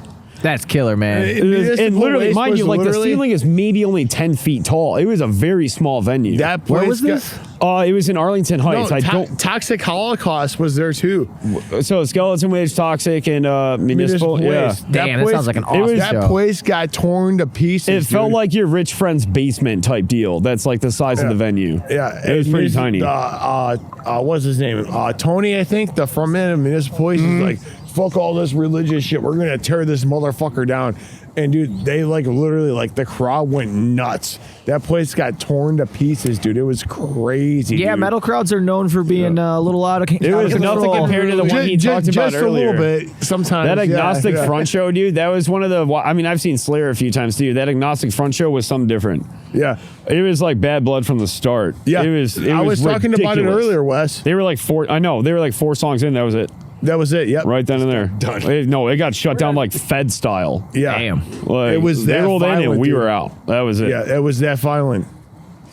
It was Anybody that. comment? It was that violent. That was one of the best shows, though. Agnostic Front kicked fucking ass when they were playing, man. I was like, Wes, we got to stand back, dude. We got to go all the way to the back when Agnostic Front comes on because this is just not. You knew it was happening. This is not a good environment, dude. Not at all. Not one bit. Other thing, we're just going to enjoy the band. When me and him saw Maiden together, I'm pretty sure we're in the Flight 666 video when they came to Chicago. In 2008. Yeah, because the Iron they Maiden came out concert and at the the girl I was Rosemont. with at the time, Dave Murray pointed at her and threw the pick. Obviously, she didn't catch it. But I'm pretty sure we were right there because we were way up front. Yeah, and we when were. they came out, it was incredible. Best show ever. My dad was standing by the soundboard guy, and my dad was talking to the soundboard guy the whole time and like bullshitting with him. That soundboard engineer was with Iron Maiden since like 1983, dude. Like since like the fucking like Peace of Mind tour, like way back in the I love day. how you brought it up earlier too, because that show that we went to, I was wearing a sleeveless Killer shirt. Yeah, when we went with red pants, mind you. Red pants. Red pants and a Killer shirt. Move. That's a Because the back logo on that shirt is like Killers, and then it's like a blood drip. So then it ran right in your It ass flowed and- pretty good. Yeah. Well, not necessarily Right on my ass. ass. Don't get too excited, but it was pretty good looking. Basically, Iron Maiden is the balls of metal. Like I said earlier, They have talent like that's it. Like nobody else. There's there's nobody other else. good bands, There's but Iron nobody- Maiden is a that's- different caliber. And that's an interesting thing actually to bring up. So is it not that like they're the hardest or like you like their lyrics the most or whatever? Is it that they're the best musicians? They mesh so well together. Justin, check this out. Iron Maiden has played in more countries and more continents than the Beatles and Led Zeppelin ever did. Really? And, And they they're a passed them heavy in metal record band. sales. Yeah. They've never gotten big from radio airplays. Word of They mouth. got big from word of mouth, man. Gotcha. And they're one of the biggest metal bands in the world. And Yeah. they're still going strong. It's amazing. That is amazing. I have two of their really is. tattoos. All right, Robert, literally. what are you gonna say? Can I just say Yeah, that both of us have can I Maiden just say that tattoos. I think out of all of the big metal bands like that, I think Iron Maiden might be my least favorite. Really? Wow. Whoa. Why is that? Do you have a reason? I don't know. They're boring to me. Wow, that is. Are you kidding Well, I me? guess to each its own, you know. I mean, I mean, more of a everybody's entitled to Priest their own fan. opinion, but I would definitely say Priest. well, that was a battle. It was more into Priest that. and Maiden. Yeah, Judas Priest and Iron Maiden have always been a metal And dueling. Motorhead. like, Is like Judas Motorhead's Priest kicks different, fucking though. ass, like no doubt. But I mean, Iron Maiden, man, those guys, dude, they just do it, dude. Even a lot of the, like just newer rule. metal that's and, like, coming too out many guitars, has Iron Maiden you know? influence. Like, what do you need that? What do you need 3 guitarists? They got for? 3 guitars? More Is is that 3 more. guitars and a bass? Are you talking? Yeah, 3 guitars and a And a bass. bass? It's too many guitars. What do you That's need a lot that of many guitars guitars. for? You can't get the job done. Well, there's 3 guitar players, so they can make it that much better, in my opinion. I mean, They feed off you each had other. Dave Murray and Adrian Smith since day one. The Killers and Number of the Beast album, and then you throw in Yannick Years from when Bruce Dickinson left the band. He started a solo career, and throw in Yannick Years, so you have a third lead guitar player. I mean, you just have these crazy, It's crazy they're not on the radio, and then Bruce Dickinson flies their own plane. yeah. Yeah, Yeah, he flies their plane. the He's got a full band 747. Yeah, flies the the lead whole- singer of the band, No, Bruce yeah, he Dickinson. does, yeah. He flies them around now. Don't they have it like? Isn't it like wrapped? It says like It's Iron Maiden wrapped, Yep. yeah, I with the have Power that. Slave on the back. Fuck yeah. Badass. Literally, Richie's That's tattoo a on the pretty back. power Yeah. move Yeah. just in itself. Wes and I both have Iron Maiden tattoos. So does my dad. So yeah, it's kind of like a family thing. We're all Definitely, huge yeah. Maiden fans. Literally. I mean, like literally. Not a I big mean, Maiden fan in your family until you get it tatted on somewhere on your body. I've been a big Maiden fan since I was fucking 10 years old, dude. I became That a was the Maiden first- fan when dude, the first time he came to visit me, I was probably 6. And then that's when I got into him. You know, he's 4 years older than me, so that'd probably be about the time. 6 years old. You're gonna Wes, be- Yeah. Wes, what albums did I bring down there? To Arkansas? You brought Rain and Blood, Slayer, Eaten Back to Life, Cannibal Corpse. You brought Back to life is Eaten Back to Back to Life. Life, Cannibal Corpse. Yeah, it was. Let me tell you, when I had my mom I bring me think I to brought- Best Buy after he left, and I was asking them for it, they were like, they looked at my mom. You know, it's like kind of religious down there, and they're like, "What the fuck?" Yeah. And they didn't have it, obviously. What but is it- what is I ended this- up buying Power Slave and what is a this different poor Metallica album too. What is yeah, by this Iron poor Maiden, kid yeah. getting himself into? I'm like 6 years old. Hey, do you got Eaten Back to Life by Cannibal Corpse? What the you know? hell, kid? You need to get like a psych ward. Ride the Lightning. That guy probably Metallica went to was the back other room one. and started praying after that. Literally. I mean, Little did he know, though, you'd become an upstanding Yeah, some one-horse town in Arkansas. You got this. Yeah. You got Cannibal Corpse. Lil Way Way this what's tall, that? you know. Yeah. Little Way That is hilarious. My mom's like, I don't know. That's what he wants. Well, you know, it is what it is. It has that little sticker on there that says It sounded different. You know, I mean, it's like if it wasn't for him, I'd be stuck listening to Ricky Martin or some shit. Yeah. You know, maybe Backstreet Boys or whatever. I almost didn't want to buy an album when I was a kid if it didn't have the parental advisory sticker. Well, I didn't even Ricky care about Martin's that. It coming had on to next sound week, good for so- me. Yeah. That was Let's it. not get too. Don't talk too bad let's about not Ricky. Too bad about. I mean, He's successful, but- basically, if it doesn't have like the parental advisory sticker on it, I don't even want to buy it. Yeah. You know, I mean, I can understand You just know it's gonna kick ass. I remember I was the Eminem. One of the Eminem albums was the first parental advisory sticker I'd asked for. Yeah. And it was a tough sell. And after my mom listened to a couple songs of it, I didn't get to listen to it much more. Yeah. I think the one had like Kim on it. He's like murdering his wife, and Yo, Rob, can she I wasn't get into water? it. So, Smetty, you played in a couple bands. Mm-hmm. You've been to some shows. Yep. What's your favorite show you've been to from a guy that's been in bands and put on shows? You know. Well, I mean, like a lot of times, I grew up watching a lot of like DVDs and stuff like that. Okay. You know, like band DVDs, Yeah, yeah. and you see all this crazy footage. You know, like things that you would never think to behind the see. scenes shit, or? No, like things that you'd see at a show. Like wow, you know, like people fucking jumping off of balconies and shit like that. And like, I remember being I must have been like 17, 18 years old, and I saw Venom at the House of Blues downtown, and I was there. I was at that show. I remember one guy jumped off the fucking balcony. Venom kicked ass. Dude, it was fucking crazy. Yeah, well, like Venom makes sense. Yeah, you can do that. Was Kronos Venom. Yes. I'm actually wearing a Venom t-shirt tonight. Oh shit! Yeah, dude, black metal. This shirt is old as shit. Bow down your soul. I've had it for, dude, since I was in middle school. Fucking I had A. this shirt. Yeah, it's old. He was as the shit. same size in middle school, too. Basically, yeah. That It would big. have to be. Can you imagine? I haven't He's had changed it much. since middle school and it still fits. I mean, No, that's yeah, I a haven't testament changed to your health regimen that you. I've been taking follow better. strictly. I've been taking a little bit better care He's of been eating his myself. spinach. Some ways, yeah. But also, being in bands and stuff like that, man. You know, like playing with different bands and seeing different shows. You know, like just being in bands and playing a bunch of shows. You get to see a bunch of bands. You know, just naturally. And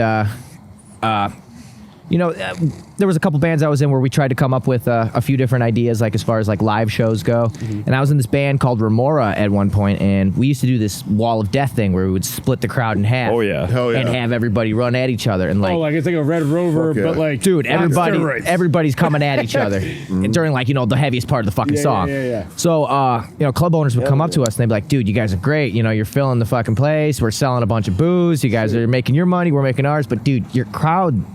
Your crowd is fucking nuts. You got to tone down your fucking show.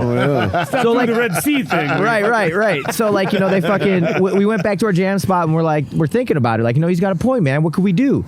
So we came up with this idea where we put down beach balls and we played dodgeball instead of having the crowd run at each other, and there was just fucking beach balls flying everywhere. cool. Yeah, so I mean, like, it was still just as effective as like a wall of death, but everybody got to play dodgeball, and it didn't fuck shit up. So You did that at Aragon?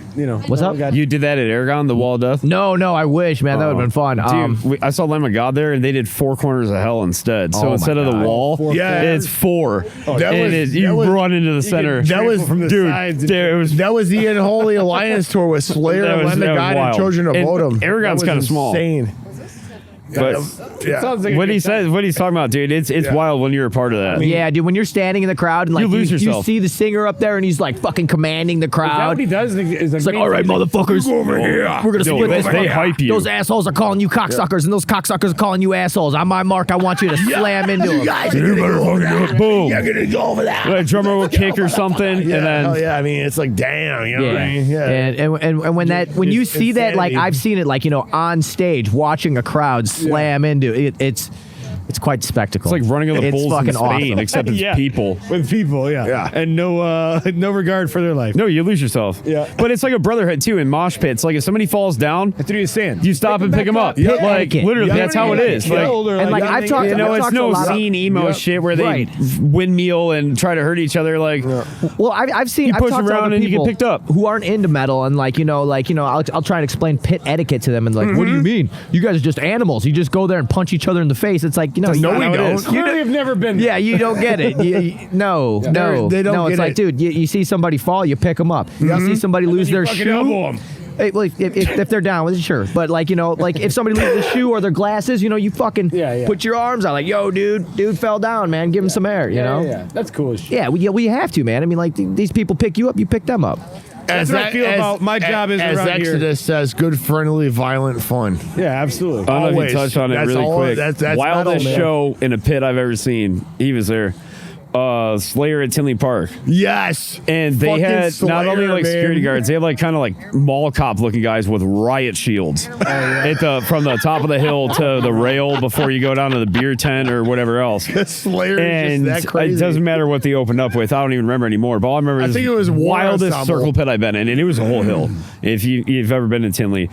And then it's all I remember is that happened. We all got split up, and then we meet up eventually. And one thing comes to another. I just remember I got the bottom row of my teeth pushed through my lip in the pit, and it wasn't any like fighting or any of that. It was just nuts. Impact, yeah. I mean, I've been in some shit at shows before, and Hey, Wes, how old were you during? Do you remember when that was? When that show the was? Do you Slayer remember? one. Yeah. We saw him with Testament and Black Dahlia Murder.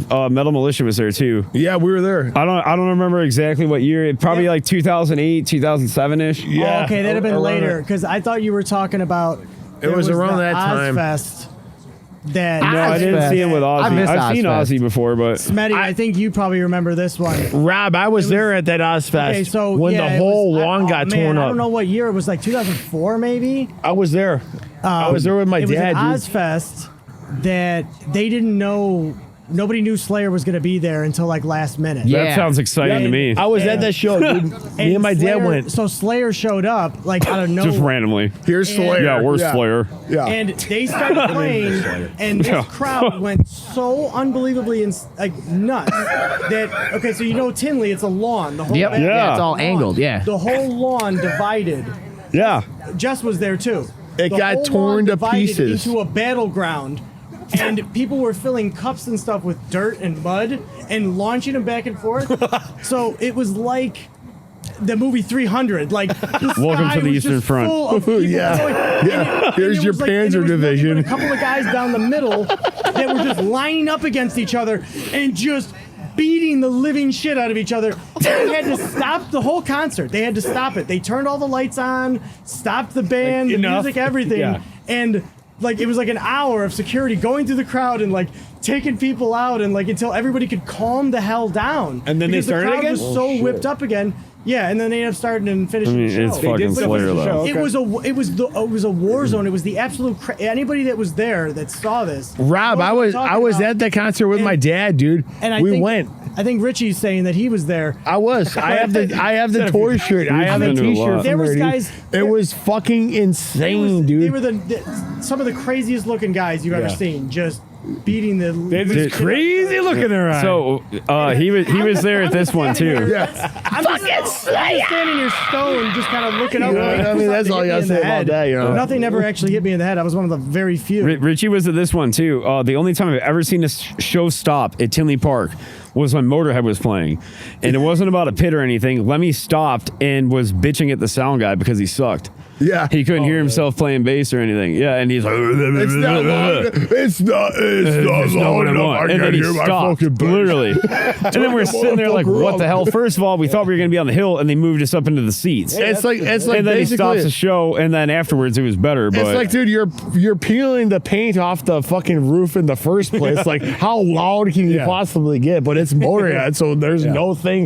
If it, I mean, loudest ain't band loud I ever enough to, saw like, was crack definitely the fucking Megadeth. foundation. yeah, there's no such thing as loud enough. Megadeth is definitely the loudest band I've ever seen. All right, guys. I hate to break this All up. right, say goodnight, And this Gracie. might be metal episode number 2. This might be the cliffhanger leading into that. But I want to say thank you to everyone who's been on tonight. Matt Cassane, Sparrow, Bibbs, Thank them for coming out. Really appreciate the time that they spent coming out here and telling us their stories. The head of security, Mr. West. Yes. We got Mr. Smitty coming back out once again. Thanks for having So me. happy to have you back out. And we have the fire guy, Mr. Richie Leesley. Here I am. Yes, There he sir. is. There I am. Oh, he's definitely Man there. in the flesh. Hell yeah. Shout out to JPL, Moore Brewing Company, Casey's and Mike's Meat Markets, York Furrier, as well as Jay and Jill Create. We love you guys. We love everyone's been commenting and liking. Keep checking us out. Facebook, YouTube, Instagram, TikTok, all of them. We'll see you soon. Bonfire Banter, signing out.